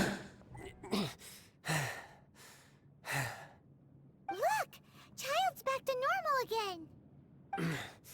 Well then, time to cool off. It seems the burden of the foul legacy transformation was too great for my body. I lacked the opportunity to think this through. And now that I consider the matter more carefully, you never had any chance of beating me to the Gnosis. You had no connection to the Gnosis, no matter where it had been taken. That's what we've been trying to tell you! We didn't take it! Your show of ability today far surpasses that of Signora's initial assessment of you in Mondstadt. Tell me, how could that be? You already know the answer, don't you? I can see it in your eyes. But if that is a secret you wish to keep, I guess I'll just have to curb my curiosity. This battle has already left me satisfied. Anyone who strives as I do to grow stronger shall be called a friend, even if our friendship can only be shown in battle against one another. Pretty sure that's not the normal way to make friends. Unfortunately, I must bring this amiable conversation to an end. My quest still beckons. Given that the Gnosis wasn't taken by anyone, then we must look once again to the beginning. Perhaps it was never in the Exuvia to begin with. In fact, it might be that the Exuvia was just a diversion of sorts. What? So you mean that... Yes, it appears so. Interesting to say the least. It seems that the guardian deity of the capital of commerce is also well versed in little maneuvers beyond the boundaries of contracts. As such, we must now look to our backup plan. Backup plan? I had hoped it would never come to this, for the weak will be swept away in the process. The truth is, the world belongs to those who pursue strength. I seldom willingly involve myself with the weak. Unfortunately, we cannot be picky about our methods as Fatui Harbingers. Children must all learn to eat their vegetables sometime. So what are you planning to do? I will awaken the god that lies dormant beneath Guyon's stone forest. A god? Osial, overlord of the Vortex, who was defeated by Morax, the Geo-Archon in the Archon War, and who has remained pinned beneath the waves by the Geo-Archon's stone spears ever since.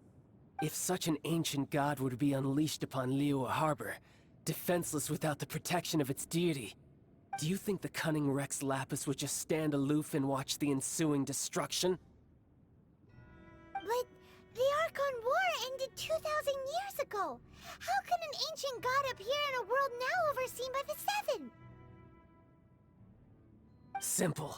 I've already prepared the means to awaken it. Hey, those are sigils of permission! Oh, Paimon remembers now. The Fatui have been researching them. Indeed. The one that was given to you was just a byproduct of our research. With the power of so many sigils of permission concentrated in one place, along with that which was bestowed upon me as a harbinger by our Tsaritsa, breaking the subduing might of the Geo-Archon spears for a time should be no obstacle. Using the powers of ancient gods in such a situation fails to interest me, and is largely against my principles. But knowing that such an action will not only force the Geo-Archon to show its hand, but you as well, that makes matters a little more intriguing.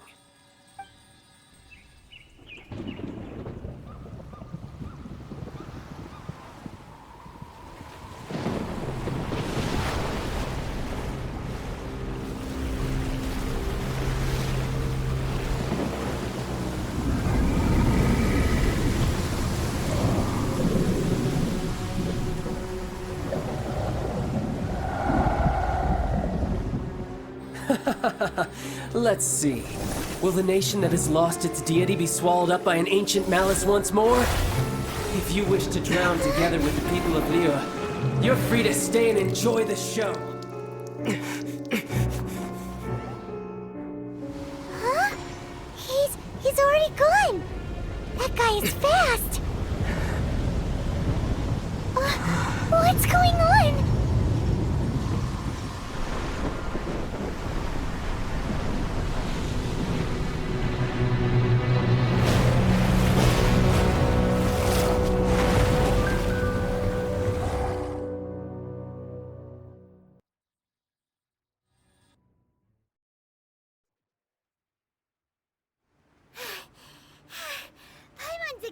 did. If we hadn't happened to see the Jade Chamber flying over just as we came out of the Golden House, we really wouldn't have known which way to go. Did we make it in time? Is the Overlord of the Vortex still in the sea? It hasn't destroyed Liyue yet, has it? What are you doing here? Huh? Hold on. It's the Adepti. What are you doing on the Jade Chamber? Paimon thought you were arguing with the Qixing. Is the fighting over? Faced with a calamity of such magnitude, we have agreed to put our differences aside for now and unite against this common enemy. Oh, Paimon gets it. So how do you plan to defend Liyue? Just seeing this Overlord of the Vortex guy puts a pit in Paimon's tummy, even from all the way out here. It's not just you. We've got new Millilith recruits who can't even stand at attention without shaking. The force of an ancient god's presence seems to be too much for ordinary people to handle. Which is why we must stop that monster before it gets any closer to Liyue Harbor. So the Archon War was fought 2,000 years ago against enemies like that thing? Now that's scary. So will the power of the Qixing, Millilith, and Adepti gathered here be enough to stop that god? We've already discussed this together, and our conclusion is... not necessarily. What? But all of you are supposed to be the guardians of Liyue. Can't you think of something? One certainly could. Huh? The Qixing did once research the matter of the Guizhong Ballista when it piqued their fancy. And as fate would have it, one who did craft the Guizhong Ballista with one's own hands is here. For what could you mortals ever learn of Adepti mechanisms? Yet, it would take one, but a little tinkering to turn this ballista into an engine of war beyond your wildest thoughts. I suppose this is one blessing from the Adepti that we should be thankful for. So be it. We shall use the upgraded Guizhong Ballista to fight off that god. All the Adepti here can lend their strength to man it. We haven't a moment to spare. Our battle begins now. Yep.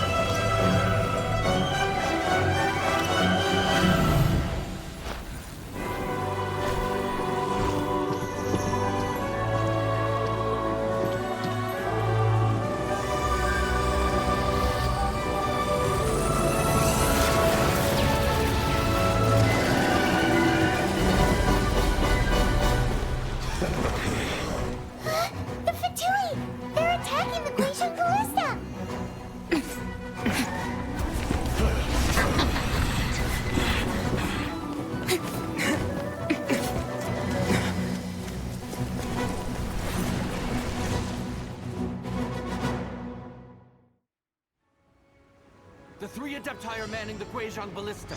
Do not let the Fatui disturb their work! All able Millilith, with me! Let's go up too!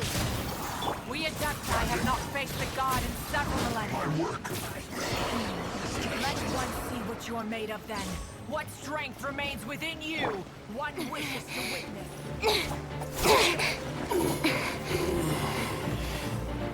The interlopers are no more. Now we may commit ourselves fully.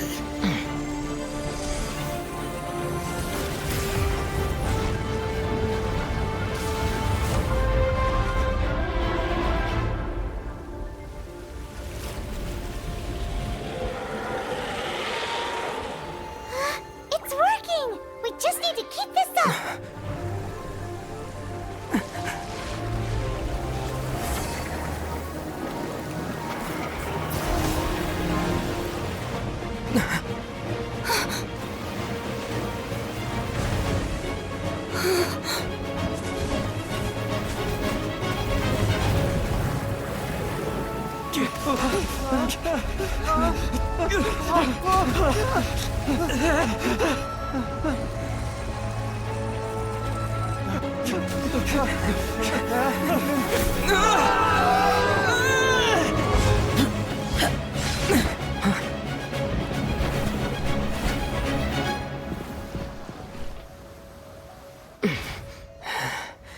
Be careful now.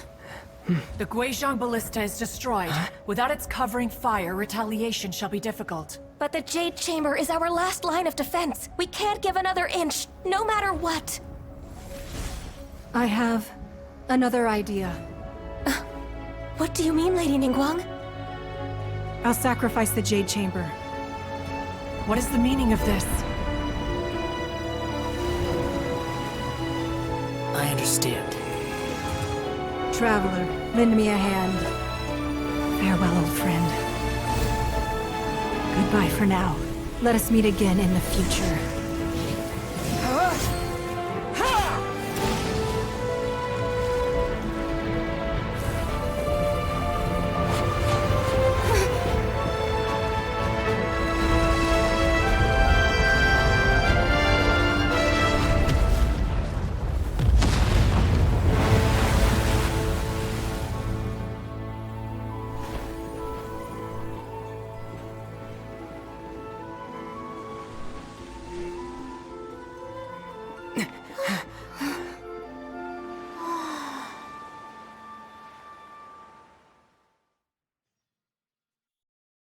Is it finally over? The ominous aura of that monster has indeed begun to fade. The effects of the Sigil of Permission last but a short time. It will be some time before the Overlord of the Vortex can make any waves again. We are indebted to you for your assistance. If the Adepti hadn't happened to be here, the future of Liyue Harbor would surely have been in great jeopardy. Save your flattery. We didn't just happen to be here. Surely you won't pretend to have forgotten the reason for which we came. Come now. There's no need for such harsh words, Cloud Retainer. I've heard that when Ningguang began learning to do business, she had already started setting aside part of her then limited income in preparation for building the Jade Chamber. At first, it was only the size of a small room, but with continued expansion, it has become the palace that lies before you now. It is a testament to Ningguang's entire life, both as a businesswoman and as the backbone of the Liyue Qixing. Seeing the Jade Chamber destroyed in the defense of Liyue means much to her. To me, such cooperation and sacrifice deserves at least some recognition, don't you agree? Well, I was really hoping you would say that such sacrifice could at least be used as some leverage in our negotiations. Thank you all for hearing me out. We know very well why the Adepti came here today. But please forgive us. We cannot yield to your wishes. Oh? 3,700 years. According to our records, the Adepti signed a contract with Rex Lapis to protect Liyue 3,700 years ago. Even to this very day, Liyue and its lands have stood the test of time, immovable as stone, just as it was thousands of years before. This is truly no small feat. But that does not mean that the Liyue of today is the same city as it was all those years ago. Do not merely cast your protective gaze upon the land. Instead, focus your sights on our city and each of the citizens that dwell within it. Are you questioning our means of protecting Liyue? I mean no offense. I simply hope that our Adepti forebears would see Liyue in a new light. Forebearers, you say? One doubts you would be fit to be part of such a lineage. This morning, Rex Lapis appeared to me in a dream. What? In the dream, I yearned to tell him that we Qixing, though mortal, are equally bound to the contract. Each passing generation of the Qixing leaves many things of value to be inherited by the next generation. I also thought to tell him how the past generations of Qixing had strove under his rule to survive in our mortal world, establishing a network of contracts which has since come to be known as trade. But I dared not speak. I could only gaze at him in silence until the moment I awoke. Oh, Ningguang.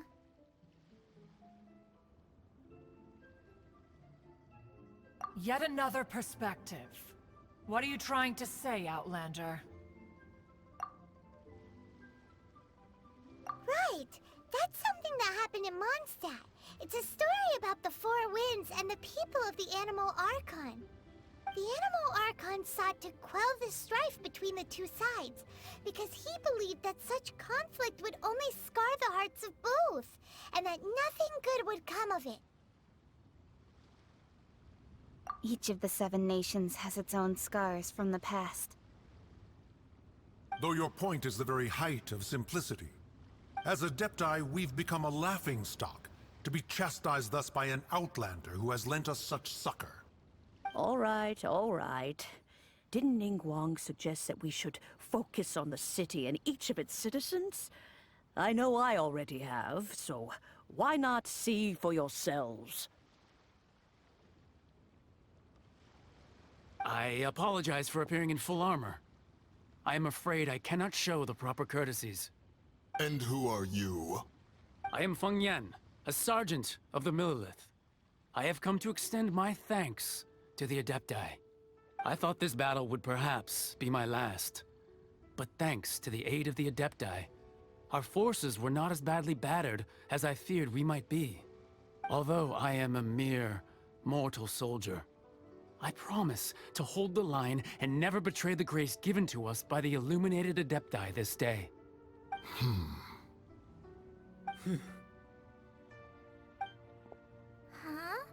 Why does everyone look so down? Didn't we just beat that big monster? Weren't you frightened, dear? It was quite the predicament. I wasn't afraid. All the strong Millelith guards were there, and those powerful heroes with their visions were there. Everyone was there. When danger is near, everyone always protects me. And the rest of the time, they make fun toys and tasty snacks and loads of things that make the harbor so pretty. Thanks for protecting Liyue Harbor. Please come visit us for the next lantern rite. Unfortunately, we wouldn't be able to participate. Huh? Because we are Adepti. Oh, okay. It must be hard being an Adeptus.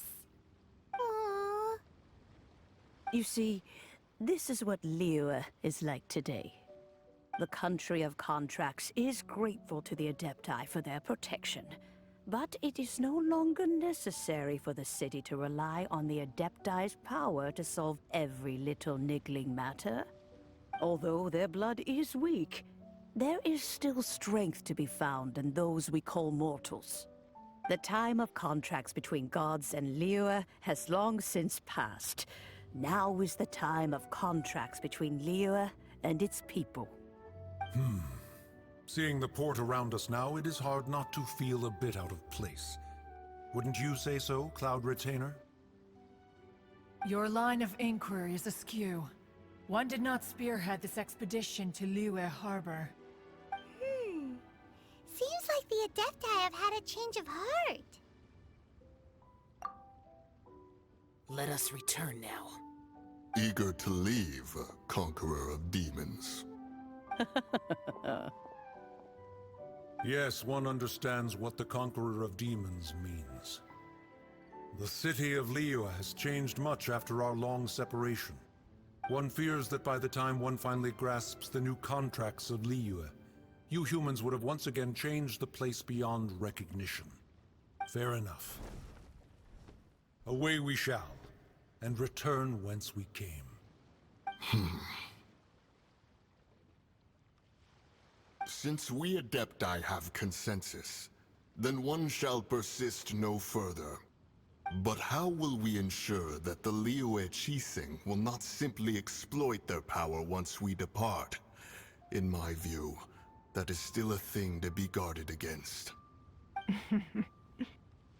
All right, Mooncarver, you needn't worry. It seems to me that this right of supervision is best left to the people of Liyue.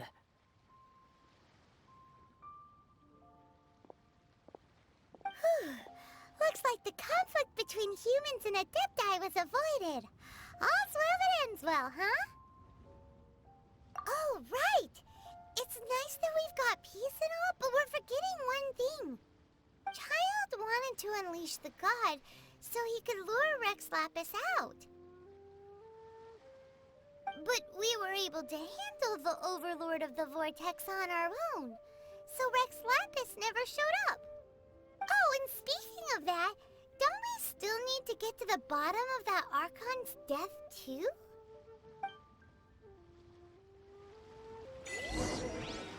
Hyman doesn't get it. But isn't the strongest lead we have the Adeptiless rite of parting that we're organizing? No idea where Zhongli's gone. Let's ask for him at Wangshan Funeral Parlor. Is there anything I can do for you two? I'm afraid that Wangsheng Funeral Parlor isn't in the best state to receive guests. We've come to see Zhongli. Could you please tell him we're here? Unfortunately, Zhongli isn't here at the moment. It seems he went to Northland Bank. Doesn't the Northland Bank belong to the Fatui? Last time we saw Zhongli was before we went to the Golden House. Do you think he doesn't know about the attack on Liyue? Visiting the Fatui at a time like this could only mean more trouble. We had better go and make sure that everything is okay.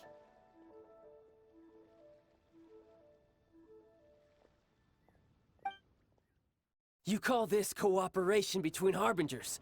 Cooperation involves communication, you know. Don't take it to heart, child. Besides, aren't you happy that you got to skip the formalities and bring chaos to the land? I'm sure you must have enjoyed that. Oh, it seems that some of your friends have arrived. Hey, it's Zhongli and Child. And you! You're also one of the Harbingers? It's you two. I believe we've met once before. In the city of Bards, was it? I'm glad you still remember my name. Ah, right. I imagine that it must have been rather hard to forget watching helplessly as something precious was snatched away from your friend. Well, if it isn't you two. This is our first time seeing each other since Liyue was nearly wiped off the map. This is certainly a bit awkward, wouldn't you say? Paimon knew that we should never have trusted a Fatui Harbinger. Oh, now don't say that. Sure, I may have misled you, but I never had anything against you personally. Besides, I thought we were getting along quite well together, didn't you? Except for that little tussle we had at the end. Nothing personal. We just have different views, that's all. Of course, you may very well hold this against me, but that's up to you. The real deceivers here are Senora and Zhongli. Curse them for leading me on. So actually, I think... Stop wasting time, child. There'll be plenty of time to chat once I'm through here. You remember the agreement, Morax. Now, if you would be so kind. The Gnosis, please. What in the world are you talking about? The contract is fulfilled. That which thou seeketh is now bestowed unto thee. For my promise is solid as stone.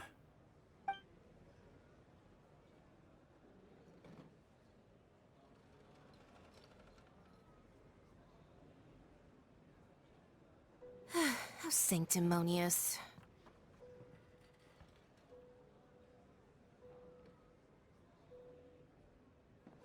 What? So you're the Lord of Chio? No, wait! That's an exciting twist and all, but why give the Gnosis to... I do not give it for free. I give it as agreed upon in the contract, for it is a matter solely between the Tsaritsa and I. Yeah, you don't think you went a little bit too far with that whole fake death thing? Everyone was preparing the ceremony for you, and splat! This big dragon falls out of the sky, and all of Lyric goes into an uproar. Talk about a disaster. Gathering all the forces that had been bubbling behind the scenes, and then stirring them together in a pot that was bound to boil over. That's what he wanted to see, am I right? Wait, what? Perhaps it's best that I explain. As you know, I've dwelt upon this world for more than 6,000 years. It is now 3,700 years ago that I founded Liyue together with the Adepti. Even boulders that can withstand whirlpools will erode with the passing of time. I kept convincing myself that cracks had not begun to form, and that the end of my time had not yet come. Until one drizzly day, as I was strolling along the harbor, I heard a merchant tell one of his workers, "You finished your duties. Go ahead and call it a day." I stood motionless among the crowds, asking myself, have I already finished my duties?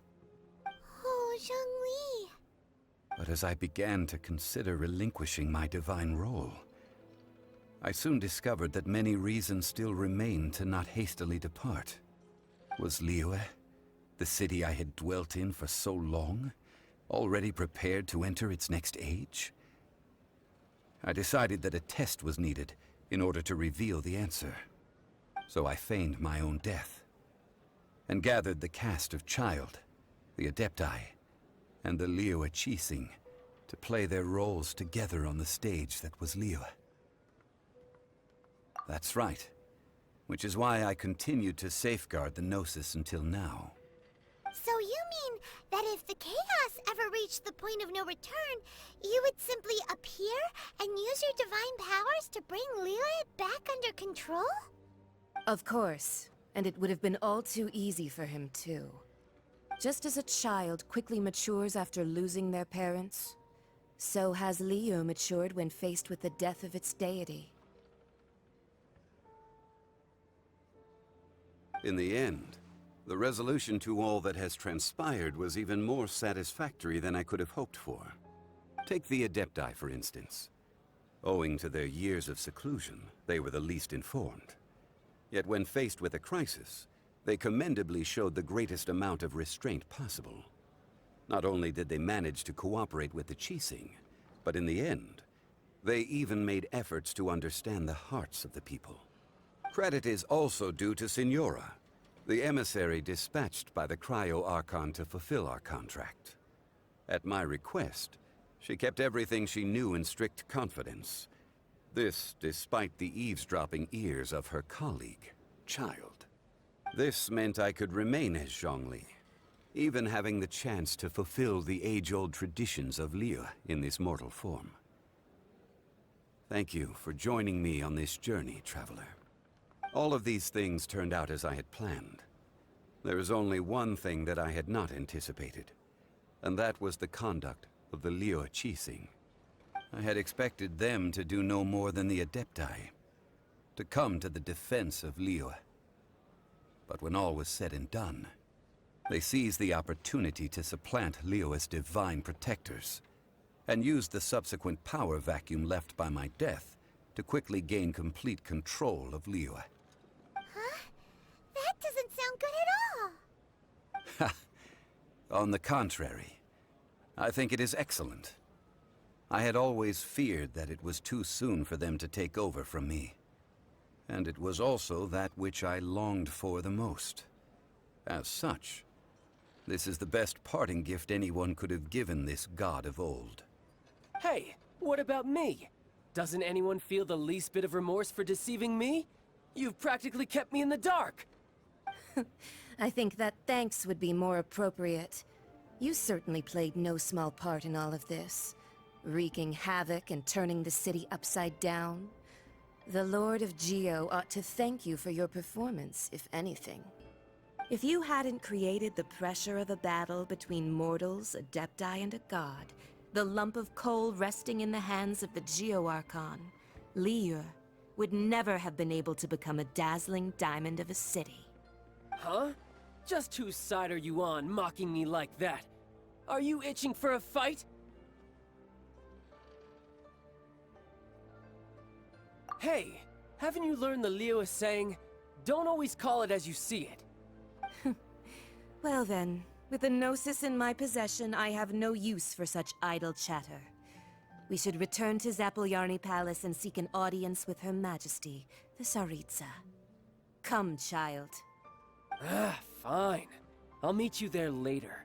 I'm not sharing a boat with the likes of you. Do as you wish.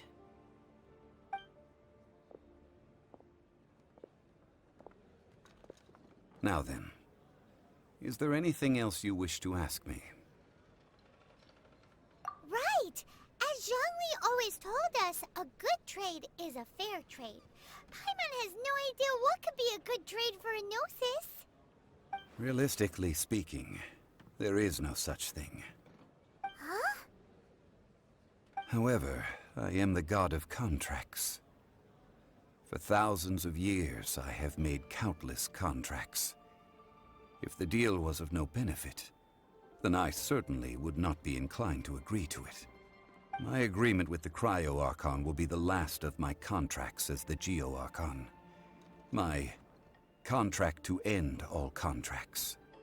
As for the bargaining chip that the Tsaritsa used to balance the scales, uncover that answer for yourself in your future journeys. Hear ye all! The Qixing's words. Though a dragon soars ageless as the mountains, it too must return to dust. This is common knowledge. Gods and adepti live glorious lives, but both light and shadow have their season. So too must they face divinely appointed trials. Rumors and hearsay abound on the streets that Rex Lapis was murdered. Now, let the truth be revealed. Having been thwarted in his trial, Rex Lapis's soul has recouped the celestial heights. He beseeches the people of Liyue to grieve not, and to let not their hearts be saddened. Nor are they to believe street-born rumors, or indulge in baseless speculation.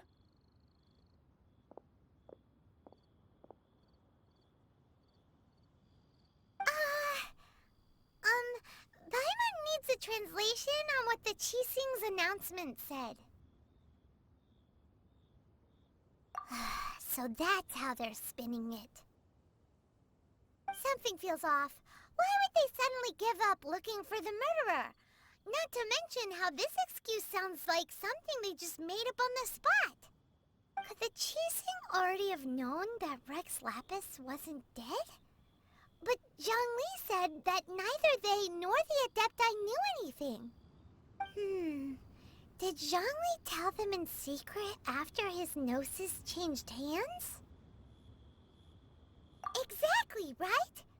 Ooh, seems like the rite of parting has been going on for a while now. Let's go have a look. Look, it's Ningguang and Keqing. Are they saying something?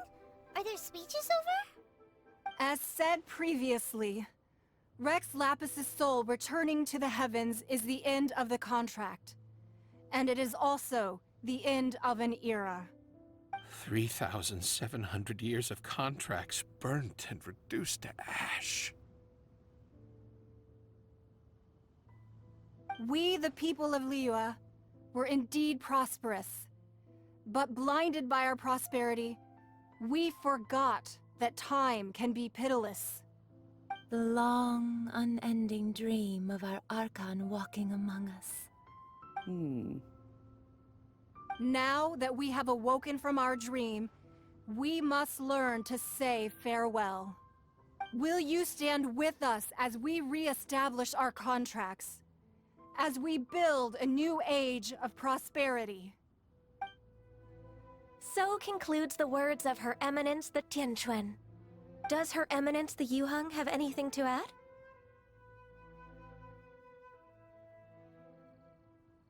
Huh? Is she looking this way? Traveler. Yikes! She really is looking our way! Is that the traveler who they say defeated the ancient god? So young. The Liyue Qixing always repay their debts. And as you have heard, our eyes see far and our reach is long. Name your price. You deserve that much. Whoa.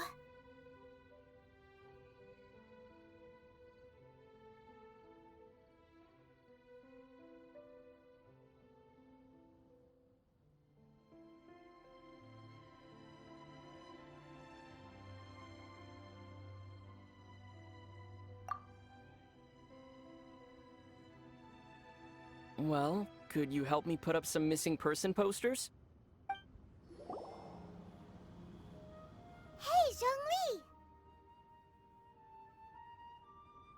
Look at this. Everyone in Liyue is caught up in their emotions, thinking that they'll never see Rex Lapis again. And here you are looking all relaxed. Why would I not feel more at ease after laying down the burden I have borne for 3,700 years? Right. If the two of you can spare the time, I should treat you to a meal at the Xinyue kiosk. Ha! That sounds like big talk, Zhongli. Paimon might have believed you if you were treating us to some third-round knockout, but you'd have to pay out your nose just to stand inside Xinyue kiosk. Are you sure you can afford it? You're right. I do lack the Mora. But why would Morax lack Mora? As the Rex Lapis Morax, I can easily create Mora. But since I have chosen to walk this earth as the mortal Zhongli, I should abide by the same rules that mortals do. When I was journeying with you, though I still had the Gnosis in hand, I knew that I must soon retire from my role as an Archon. So I had to rehearse a little for my new life. Oh, no wonder! Paimon gets it now. You didn't look at the price tags when we were spending because you've never had to. But since you weren't used to not being able to just make more Mora as and when you wanted to, you had to try becoming a parasite to society who lives off of other people's credit. Well, we were only spending Fatui money. You don't have to say it like that. In the City of Commerce, we do not merely exchange money or goods. We also exchange knowledge, memories, and foresight, as well as positions, roles, and lives. The Archon Morax could never experience life as the true mortal Zhongli could, no matter how many times he descended to be with his people. I must thank you for that. I will treasure the memories that I made as Zhongli, traveling the streets of Liyue with you.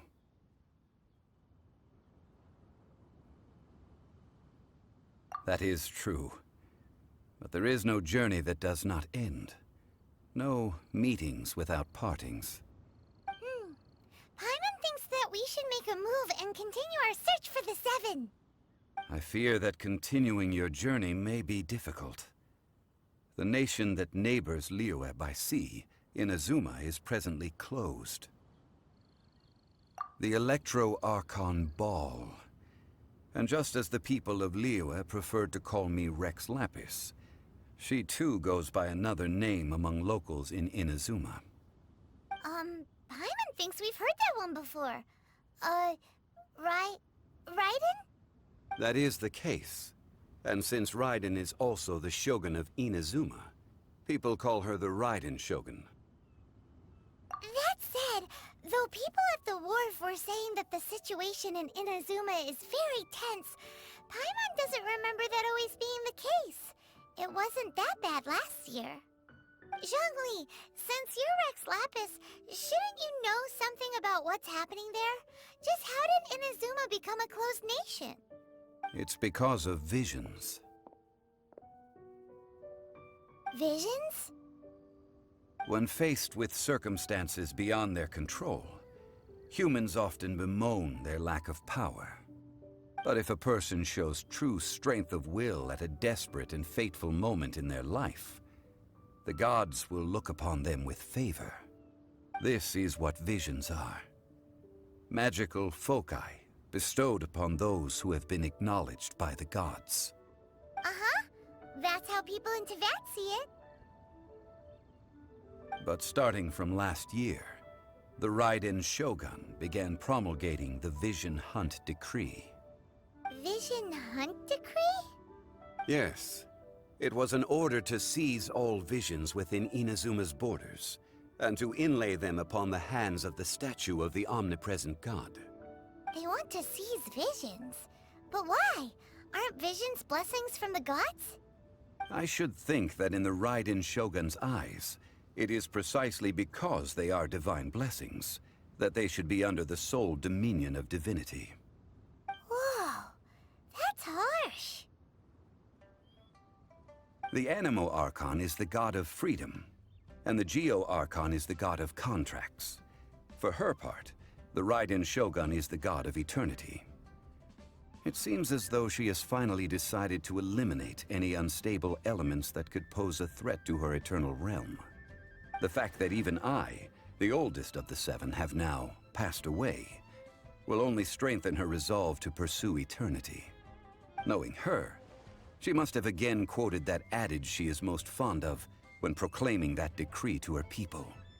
7 ideals for 7 gods, and of these, eternity is nearest unto the heavenly principles. All right then. Was there anything else you wish to know? Well then, I suppose you'll have to find a way to get inside this closed nation. Have patience. I suspect that some serendipity must first come into play.